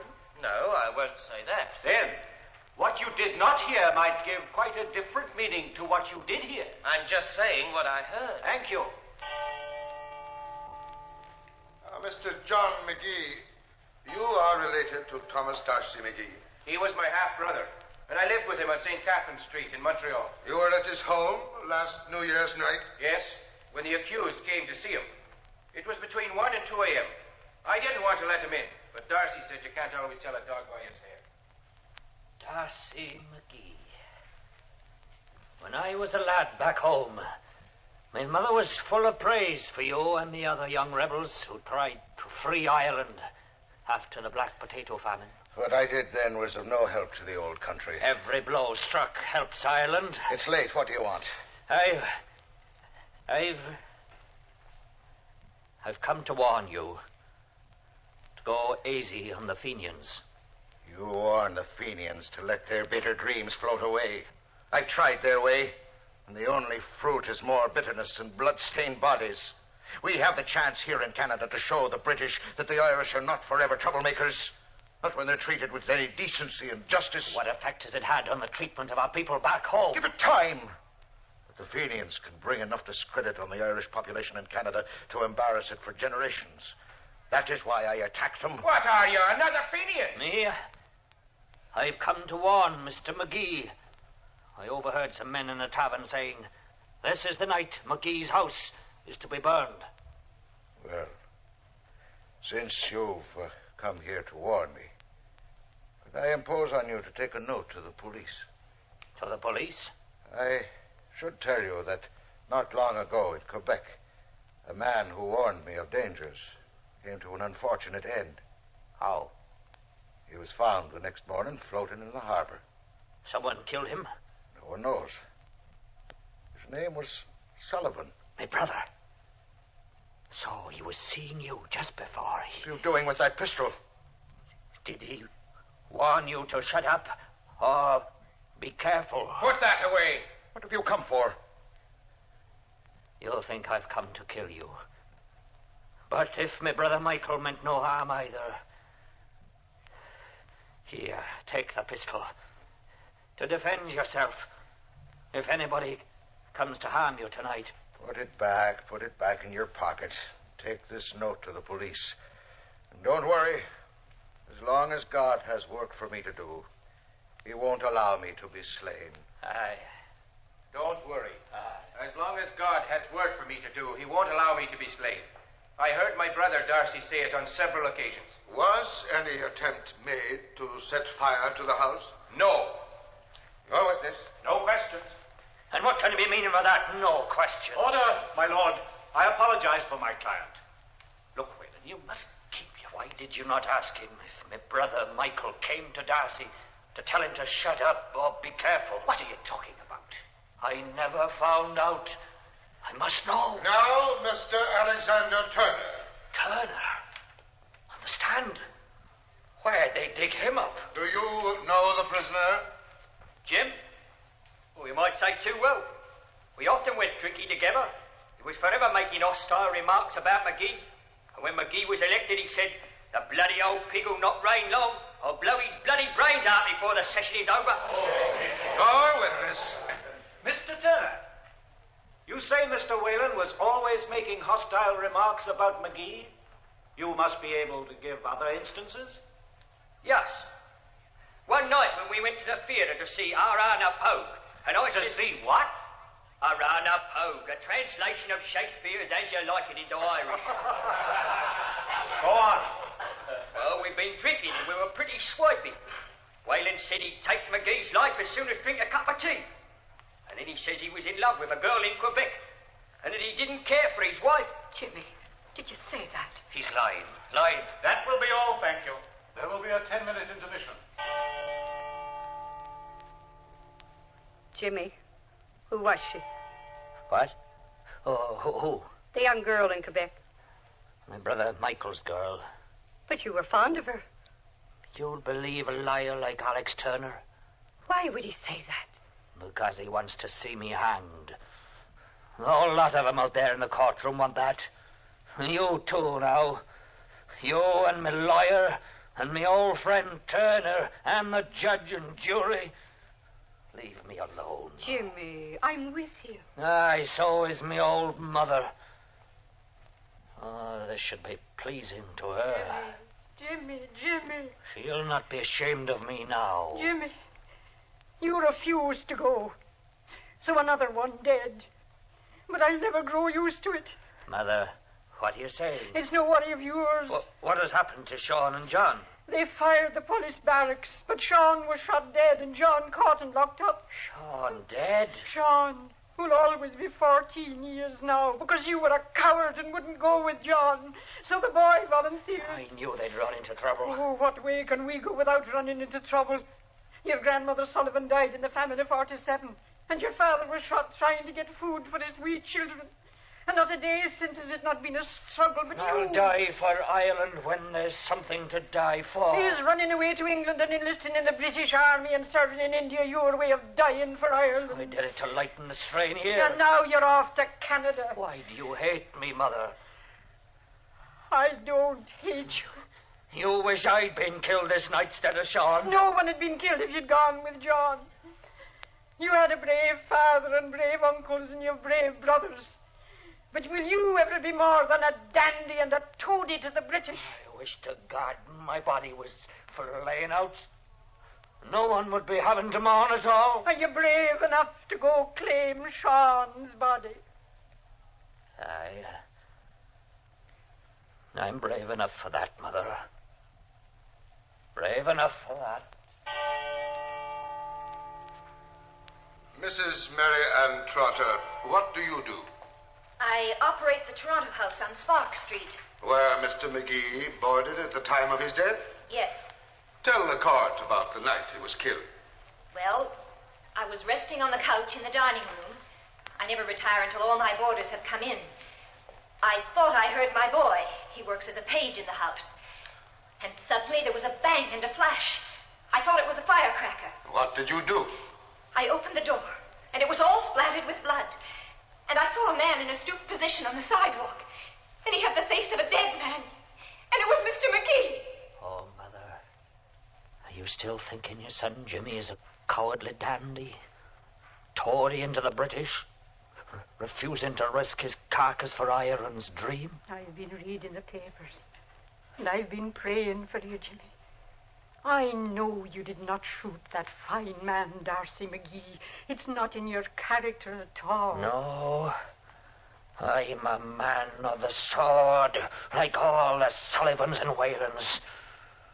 You're a crafty old un, Mother, writing in your letters what you write to fool everyone but me. You had a soft heart when you were a small boy, and you've not changed. You'd not skin a rabbit. And sure I am no son of mine would shoot a man in the back without warning. Who remembers, Mother, what any of the family have tried to do for Erin? Who remembers their names? But they'll not forget Patrick James Whalen. You know, and you're proud. It's between the lines in your letters, is it not, Mother? Mr. O'Neill, what is your occupation? I'm a detective officer of the city of Ottawa. You arrested the prisoner? Yes. Found a box of cartridges in his pocket, a Smith & Wesson revolver, and a ramrod for cleaning it.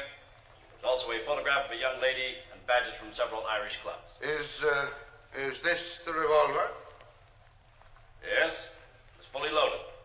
5 of the cartridges looked as if they'd been in there for some days, but the 6th looked new. Oh, how? 5 had dirt on the ends. The 6th was clean. The mouth of the barrel showed a fresh discharge of powder. Now, this bullet that killed Mr. McGee, would it come from that gun? Yes, it could have. It's the same caliber. Now, what did the prisoner say when you arrested him? Nothing about the murder. But later I heard that he was singing and dancing a lot in jail, so I went and stood near his cell behind a pillar. A friend of his, John Doyle, was in the cell next to his. Are you there, John? Aye. Sure, I'm the one shot McGee like a dog. Oh, if it was not for the whiskey, I never would have done it. Who's the informer? So? I was drunk as the devil. I wish you'd never done it. You said I was the one for it. But we told you we'd given it up. Because you thought I was too cowardly, taking so long? Well, I did it alone, John.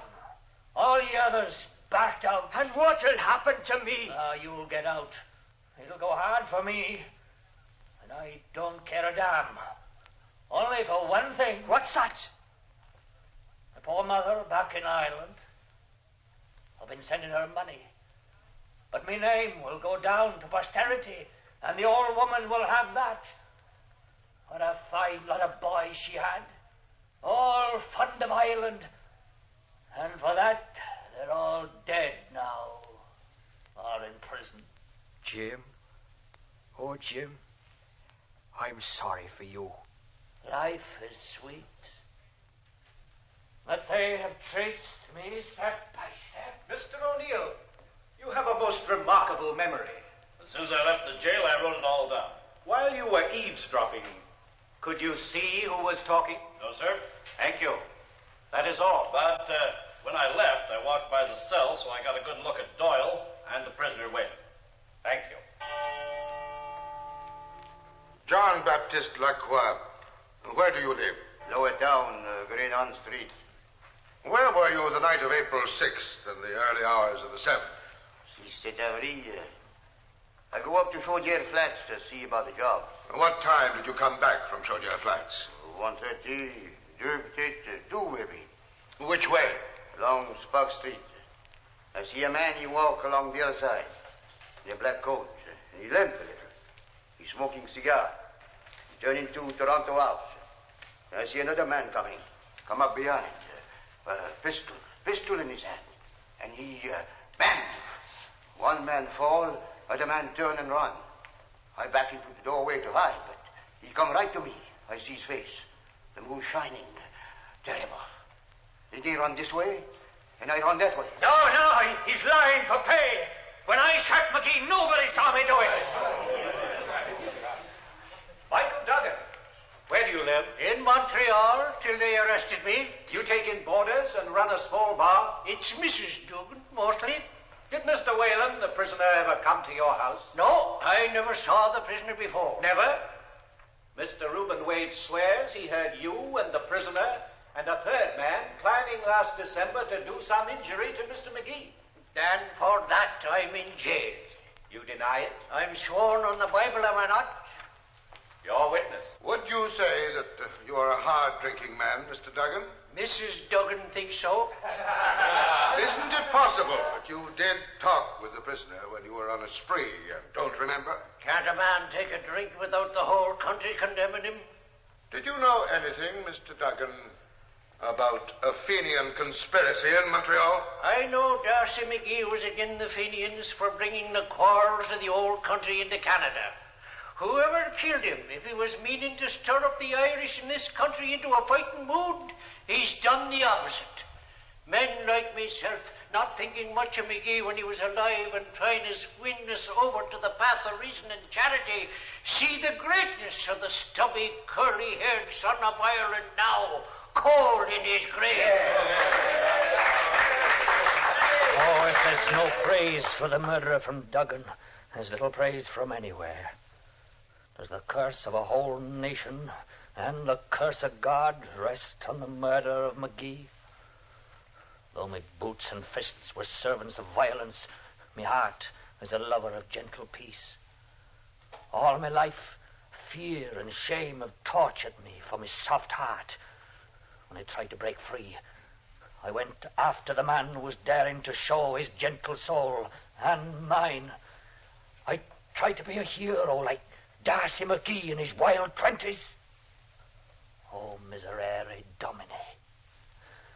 No, it was not Patrick James Whalen who fired the shot. He could not kill, not Jimmy. My lord!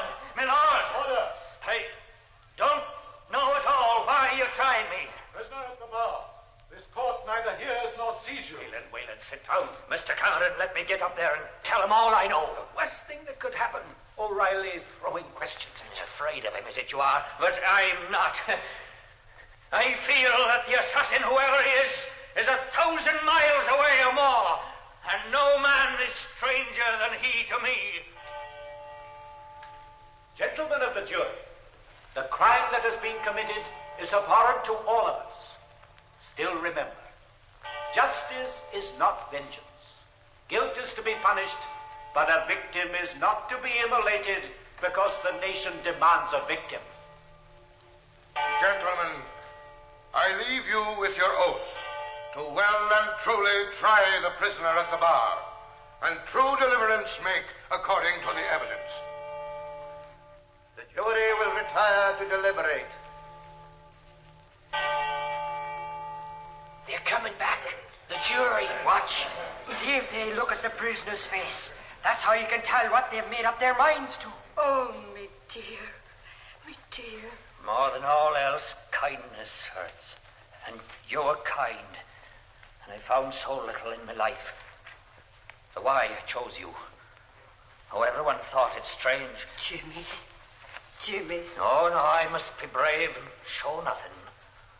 Brave like my father and Sean. Gentlemen of the jury, have you reached a verdict? We have, my lord. Guilty. Patrick James Whalen, make your peace with God. There is no possible hope this side of the grave. My lord, and gentlemen of the jury, Darcy McGee has won over all his enemies.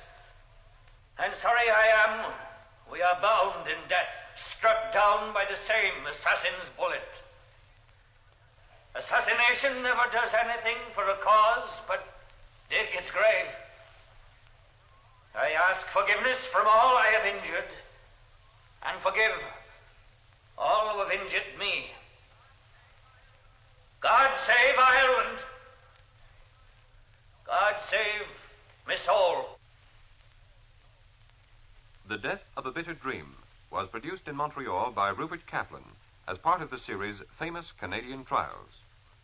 The script was written by Len Peterson, and leading roles were played by Henry Raymer, Eileen Clifford, Powys Thomas, Eleanor Stewart, Albert Miller, Paul Hecht, Gordon Atkinson, Gary Files, George Alexander, Walter Massey, Donnelly Rhodes, Ken Cully, Gerald Rowan, Philip Nielsen, and Margaret Cunningham. The program was presented by this station through the facilities of the International Service of the Canadian Broadcasting Corporation. La Corrivo. The Canadian Broadcasting Corporation presents a play by Mac Shub, based on the trial for murder of Marie-Joseph Corrivo in 1763. The play is part of the series Famous Canadian Trials, produced in the Montreal studios of the CBC. If there be a single truly haunted spot in the entire province of Quebec, it must surely be that spot on the south shore of the St. Lawrence River, halfway between the churches of Bienville and Saint-Joseph-de-Lévis, where many, many years ago there stood a gibbet on the heights of Nepvin. On this ancient spot was introduced for the first time one of the delicate refinements of civilization brought to French Canada by the British conquerors. The sinister practice we refer to was hanging in irons, an ignominy which we are told in Old English documents was strangely dreaded by even the most hardened criminals. To be hung in irons meant that your corpse was placed into a sort of iron cage and thus suspended from a gibbet, usually by a highway. There it hung until it fell to pieces from the effects of time and the weather, and only a few hideous bones and scraps of dried flesh remained as evidence of the strong hand of the law. The first Canadian to earn this dubious distinction was Marie-Joseph Corrivo, a handsome woman of 30. She was the daughter of one well-to-do farmer and the wife of another in the parish of Saint-Vallier near Quebec City. The coin of her memory is engraved with further distinction. Hers was the first trial for murder in Canada after the conquest of Quebec in 1759. It was a most unusual affair, and it happened this way.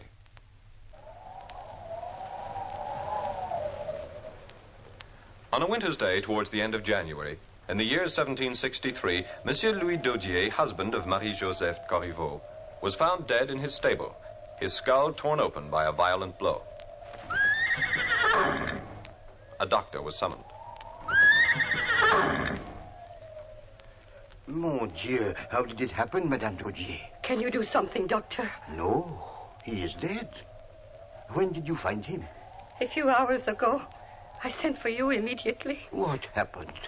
That beast of a horse over there. Early this evening, Louis said he wanted to visit the stable.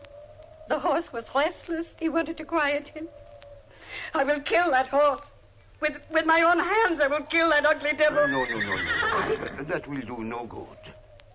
What happened after your husband came out here to the stable? I heard a terrible cry. I ran in from the house. Louis was there, on the floor. His head. How did it get here? Surely the horse did not take him this far from the stall. My father and I, after I found him, we dragged him over here. That horse. Tomorrow I will shoot that beast. We had better go now, madame. We can do no good here. Come. Thus, history met Marie-Joseph Corrivo, widow of the newly dead Louis Daudier. A woman whose life and doings would have held little to interest us, were it not for the shrewd peasant instincts of her neighbors. You're a fool to believe it. Please, woman, I saw him lying there with my own eyes. Oh, he may be dead, yes, but no horse killed him. What are you saying? He's the second one she put away. Daudier was her second husband? Oh, you doctors are all the same. You have eyes for nothing but little pimples and warts and the important things you never see. Yes, you do. Daudier was her second husband. The first was Charles Bouchard. She married him. She was only 16. Bouchard. I do not remember. Did I ever treat him? How do I know? It wouldn't have done any good even if you had. She got rid of him, too. 3 years ago. Oh, come, how could you know the that... The whole parish knew. Oh, she's a great one, that fancy La Corrivo, with her airs and graces and Paris education and her taste for luxury. Being a farmer's wife was way below her. She wanted the wild life, the paint and the furs. Life à la Quebec that was too dreary for the likes of her. I do not understand this nonsense you are talking.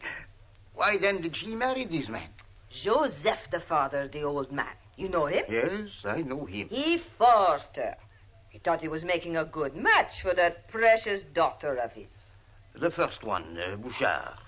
How did he die? She poured molten lead in his ear while he was asleep. Woman, you are silly. That is something from a storybook. Laugh, yes. But the old parish knew. His death was not a natural one. Well, if they knew so much, why did they not arrest her? Who was to arrest her? Have you forgotten what it was like 3 years ago when the damned English came? No law, no courts, no civil authorities. The damned soldiers, that is all there was. What did anyone care about a murder in some little parish when the whole of Quebec was still bleeding? Were there any children? Thank God, no. Not from either husband. Why did she not go back to France? Why did she marry Daudier? I suppose the old man convinced her Daudier was a fine catch. He was quite wealthy, you know. But he had something else that he wasn't telling her. What is that? A mistress. A fancy woman. Isabelle Sylvain is her name. There was a little surprise for La Corrivo, wasn't it? God help us, woman. How do you know all these things? You keep your eyes and your ears open, and that's how you know. She found out about the mistress? Immediately. It was an open secret. Oh, the stories I heard of how they used to fight. Oh. La Corrivo and Daudier, stupid. Cat and dog.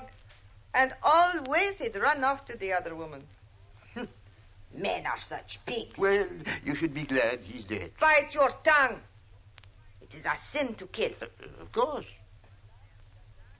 Was there blood on the foot of the horse? I do not know. I did not look. Well, tomorrow morning you go back and look. I'll bet you won't find any.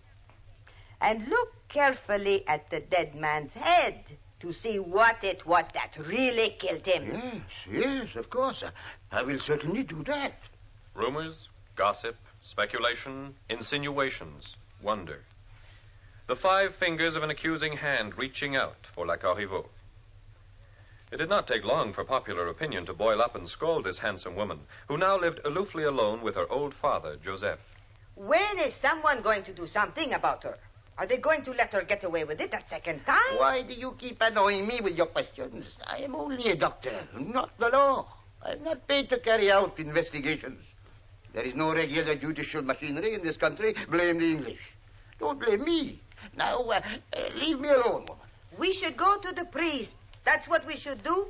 We should form a committee and go to the priest. Fine. Stop jabbering and go to the priest. Now, leave me in peace for 5 minutes. And go to the priest they did.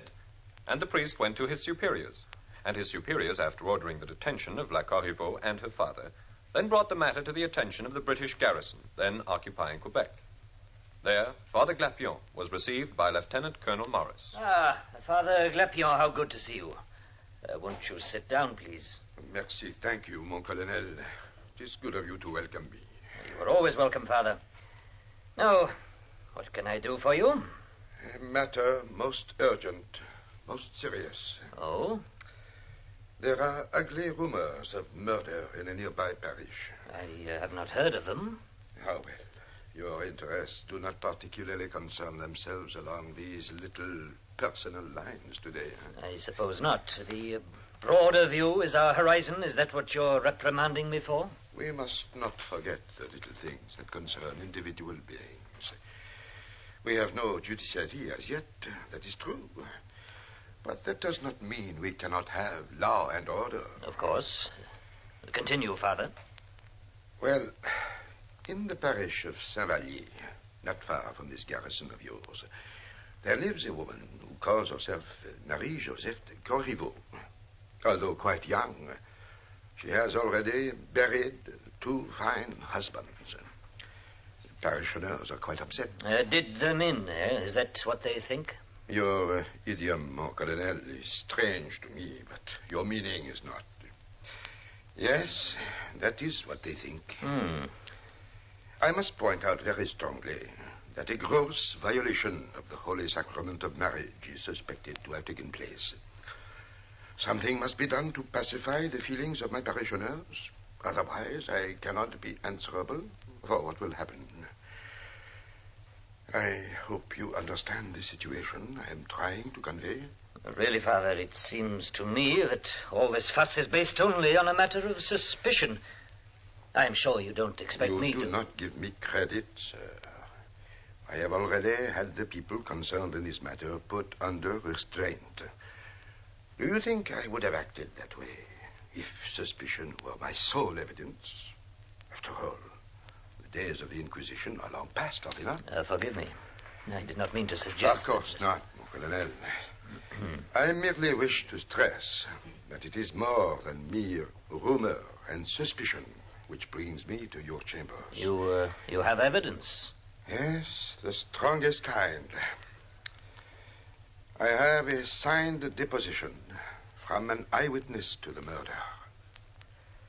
After this, the British military authorities had no other option but to try La Corrivo. Since there was no civil court then in existence, the case had to come before a military tribunal, or court-martial. The case was presided over by Lieutenant Colonel Morris of the Quebec garrison. A courthouse was set up in one of the halls of the Ursuline convent, where, for those concerned with such incidental footnotes, the table at which the members of the court-martial sat is still preserved as a curiosity. This court is now convened and signed this day by its president, Lieutenant Colonel Morris, who will now state the nature of the inquiry. It is charged that during the last week of January in the year 1763, person or persons did willfully and of malice aforethought kill and murder one Louis Dodier. The proceedings, being hastily convened, were conducted in the form of an inquiry similar to a coroner's inquest. It began with medical evidence. And when I examined the body of the dead man closely, I came to the opinion that Monsieur Dodier's terrible head wounds were much more likely to have been caused by some sharply pointed instrument rather than by the shoe of a horse. Next to take the witness stand was Isabelle Sylvain, the mistress of the dead man. She told a shocking story. I swear this is the truth. I saw the whole thing with my own eyes. I saw Louis Dodier killed in cold blood by his own wife. I saw her murder him. Louis Dodier was asleep. His wife attacked him while he was in bed. I saw her strike him several violent blows on his head with a brock. What is a brock? A fork used for pitching straw, Your Honor. A large, terrible fork with 3 sharp prongs in it. She hit him several times on the head while he was asleep. It was horrible. When he was dead, that woman fetched her old father. Where did she go to fetch him from? The old man lived in the same house, Your Honor. Yes, go on. She went to fetch the old man. He helped her drag the dead body from the bed. They dragged it out of the farmhouse into the stable. In the stable, they set up the body in such a position that it might look as if Louis had been killed by several kicks from his horse. But he did not die from the horse. She killed him with her own hands. I saw it. I swear it before God. She murdered him. I saw it. But the drama was not over.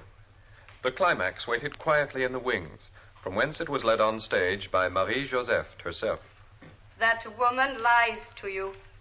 I did not kill my husband. She tells you this only out of hate for me. Everybody knows the sort of woman she is. How can anyone believe one word that comes from her ugly mouth? She lies to you. I did not kill my husband. If someone did, you must look beyond me. Where else can we look, madame? Ask my father. He will show you where to look.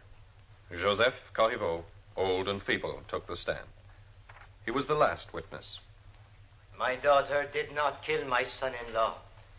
Not that I would have blamed her if she did, but she did not. I tell you that. How do you know she did not? I know. Because it was I who killed him. You admit to the murder of your son-in-law? I admit. I killed Louis, not Marie. He deserved killing.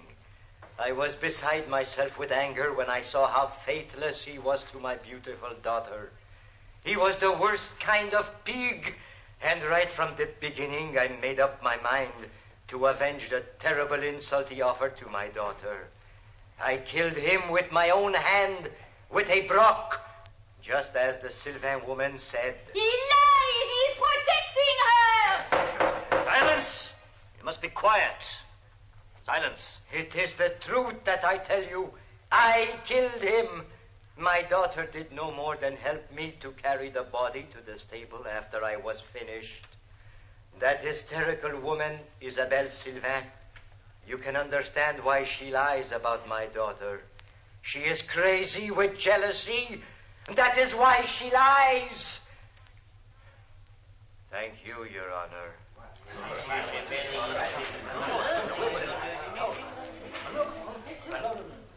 In face of this confession, the bewildered court could come to only one conclusion. Joseph Corrivo was put on trial for the murder of Louis Dodier. Joseph Corrivo, the court's unanimous sentence is that you suffer death by hanging. The prisoner will leave the court. Marie-Joseph Corrivo, you are found guilty of being an accomplice after the fact. The court's unanimous sentence is that you receive 60 lashes on your bare back and that you be branded with a hot iron on the left hand with the letter M.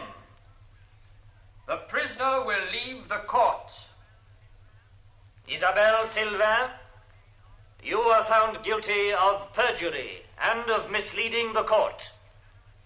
The court's unanimous sentence is that you receive 60 lashes on your bare back and that you be branded with a hot iron on the left hand with the letter P. The prisoner will leave the court. The court is closed. Justice then appeared to have been dealt out, but by no means to everyone's satisfaction. Popular opinion was outraged, and the priests were far from happy with the result of the trial. It is sad, sad, sad. It is all so sad. Father? These Englishmen are so proud of their civilizing mission among the inferior races, as they call them. When one looks to them for justice, see what happens. Don't they know that this poor old man is completely under the thumb of his daughter? Everybody else knows it. Why don't they? They may not care to know it, Father. We ask for justice, they deliver punishment. And thus for them the equation is worked out. Are we to believe Joseph Corrivo's confession? I do not believe it. The people do not believe it. I do not believe it either. Tonight, that poor man is about to die in sin on the scaffold for the sake of his daughter. There is no one to stop it. He has been asking for you, Father. What, for me? Yes, he wants you to hear his last confession. He does not wish to pass from this life without receiving the last rites of the church. And he will speak only to you. But why only me? Why not his parish priest? He asks for you. He will accept a visit only from the Father Superior, he says. Indeed. His burden must be heavier than we suspected. I will go to him.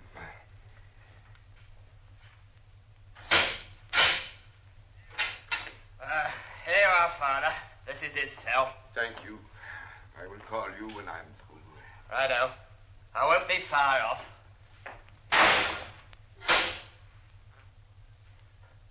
Father. You have sent for me, my son? They are going to hang me tonight, huh? That is the wish of the court, my son. Have you made your peace? Oh, there is no peace for me, Father. There is peace for all men. Not for me. You are afraid? No, not of dying. But I am about to die badly. Of that, I am afraid. Why badly, my son? Those things I said in court. Yes? They were not true. Many of us knew they were not true, my son. Oh, they were not true. I swear they were not. There is still time for truth. If I speak, it will bring harm to Marie. Oh, such harm as there is only temporal, my son. Limited by our present life. She already lives with her own harm. Whether you speak or keep silent, you must think of your own soul. I did not kill my son-in-law. Yes, we knew that, my son. It is good to hear you say it of your own will. I am innocent of Louis's death.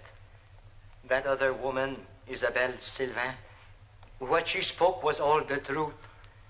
My daughter, God save her soul, she killed him just the way Isabelle told it. She did not speak perjury. She told the truth. He deserved killing, but I did not kill him. It was Marie. God have mercy on her. Will you tell this to the Englishman? I will tell them. I must tell them. I cannot die badly in the eyes of God. I will tell them. Oh, Father, my heart is so heavy. The gossip had been right then.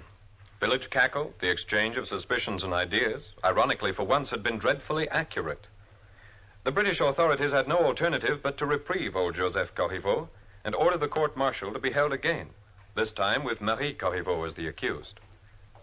The date was April the 15th, 1763. There was no defense, except for the statements of the accused herself. There is no evidence against me, except those lies from the mouths of a cheap, fancy woman and a foolish old man who is out of his mind. I did not kill my husband. I deny everything that has been said about me. None of it is true. Also, I point out to all of you who are so concerned about the law and justice that I have already been tried once on this charge and found innocent. I cannot try this charge and found innocent. I cannot lawfully be tried twice for the same offense. So why am I here in the midst of this mockery? Although she continued to deny her guilt, the circumstances were altogether too strong against her. Marie-Joseph Corrivo, this court finds you guilty of murder as charged and sentences you to be hanged until dead. As a special mark of the infamy of your behavior, this court orders that your body after death shall be hung in chains at a public crossroad, which shall be so designated by the governor. The court is closed. Well, that puts an end to it, doesn't it, Colonel? Indeed it does, Governor. I think we have won the popular vote. The people are quite in sympathy with our decision. I am determined to make an example of that awful woman. I suppose we have every reason, haven't we, sir? I am beyond the point of supposition, Morris. I am convinced. Firstly, this La Corrivo, as they call her, has made a fool of British justice. Secondly, the people, because according to British law, the murder of a husband by a wife is a particularly heinous crime, which must be punished with the maximum disgrace. Therefore, Colonel, instead of choosing a spot within the parish of St. Vallier, I order that the corpse of this woman be hung in irons and suspended from a gibbet at the fork of the four roads on the heights of Nepin, halfway between the churches of Bienville and Saint-Joseph-de-Lévis. I understand that is perhaps the busiest intersection in these parts. It is, Governor.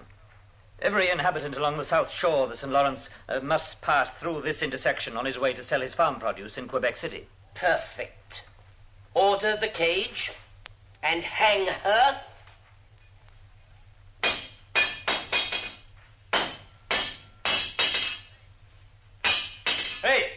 Hey, blacksmith. Chuck the hammer in for a mo, will you? Hey, what do you want with me, soldier? What have I done? Nothing, mate. It's what you're gonna do. And what is that? I have an order here from his nibs the governor himself. He wants you to build a cage. What kind of a cage? Here, I have a picture of it. See? Whose body? La Corrivo, that's who. Why do you not let her rest, huh? Was it not enough to kill her? Here, don't start that with me. I do what I'm told, and you better do the same. Now, here's what it's like. The head, trunk, and limbs are all outlined in heavy iron bands, see? Like this. These bands are all riveted and held together by cross pieces, see? Like this. Here on top goes a hook, which turns in its socket. You understand, blacksmith? It is a most fearsome sight, monsieur. You don't have to look, matey. All you have to do is make it. Now get busy.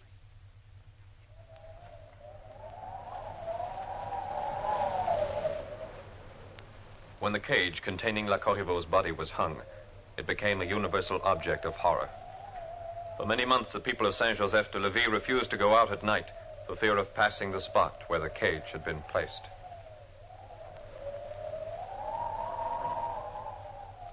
We will all be destroyed by this evil thing. Every night, as soon as it gets dark, the ghost of La Corrivo descends from our cage and goes to the chart where she tears open the fresh graves and devours the corpses. They say that the other night, a young boy passing there was attacked and wounded by this terrible vampire. Oh, Mary, full of grace, protect us.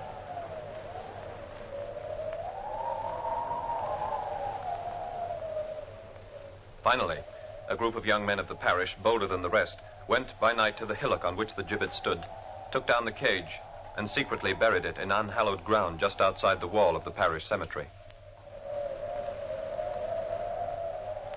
And that is the end of the case of La Corrivo. But for those with an appetite for footnotes, we submit the following items for your edification. The site of the grave was lost to memory until in 1830 the church of Saint-Joseph was burned down. At that time, while rooting among the ruins, diggers unearthed the old cage. All that was left of the beautiful La Corrivo was a single leg bone. Even this relic was not allowed to rest in peace. Unscrupulous profiteers stole both the cage and the leg bone and exhibited them in public in Quebec for several years. Finally, as one would suspect, the great Phineas T. Barnum visited Quebec, saw the relics, and bought them for his American Museum in New York City. There, La Corrivo joined a weird collection of living and dead curiosities, including a menagerie of wild animals and freaks. On July the 13th, in 1865, the famous American Museum caught fire, and what was left of La Corrivo went up in flames. Thus, the unhappy ghost of Marie-Joseph Corrivo did at last her quietus make. So be it. La Corrivo, was produced in Montreal by Rupert Kaplan as part of the CBC series Famous Canadian Trials. Script by Mac Shub, based on research by R.S. Lambert. Leading roles were played by Eileen Clifford, Powys Thomas, Phyllis Carter, Albert Miller, Norman Tavis, John Codner, Paul Hecht, Eric Koski, Ruth DeHaan, George Alexander, Howard Rishpan, and Gary Files. The program was presented by this station through the facilities of the International Service of the Canadian Broadcasting.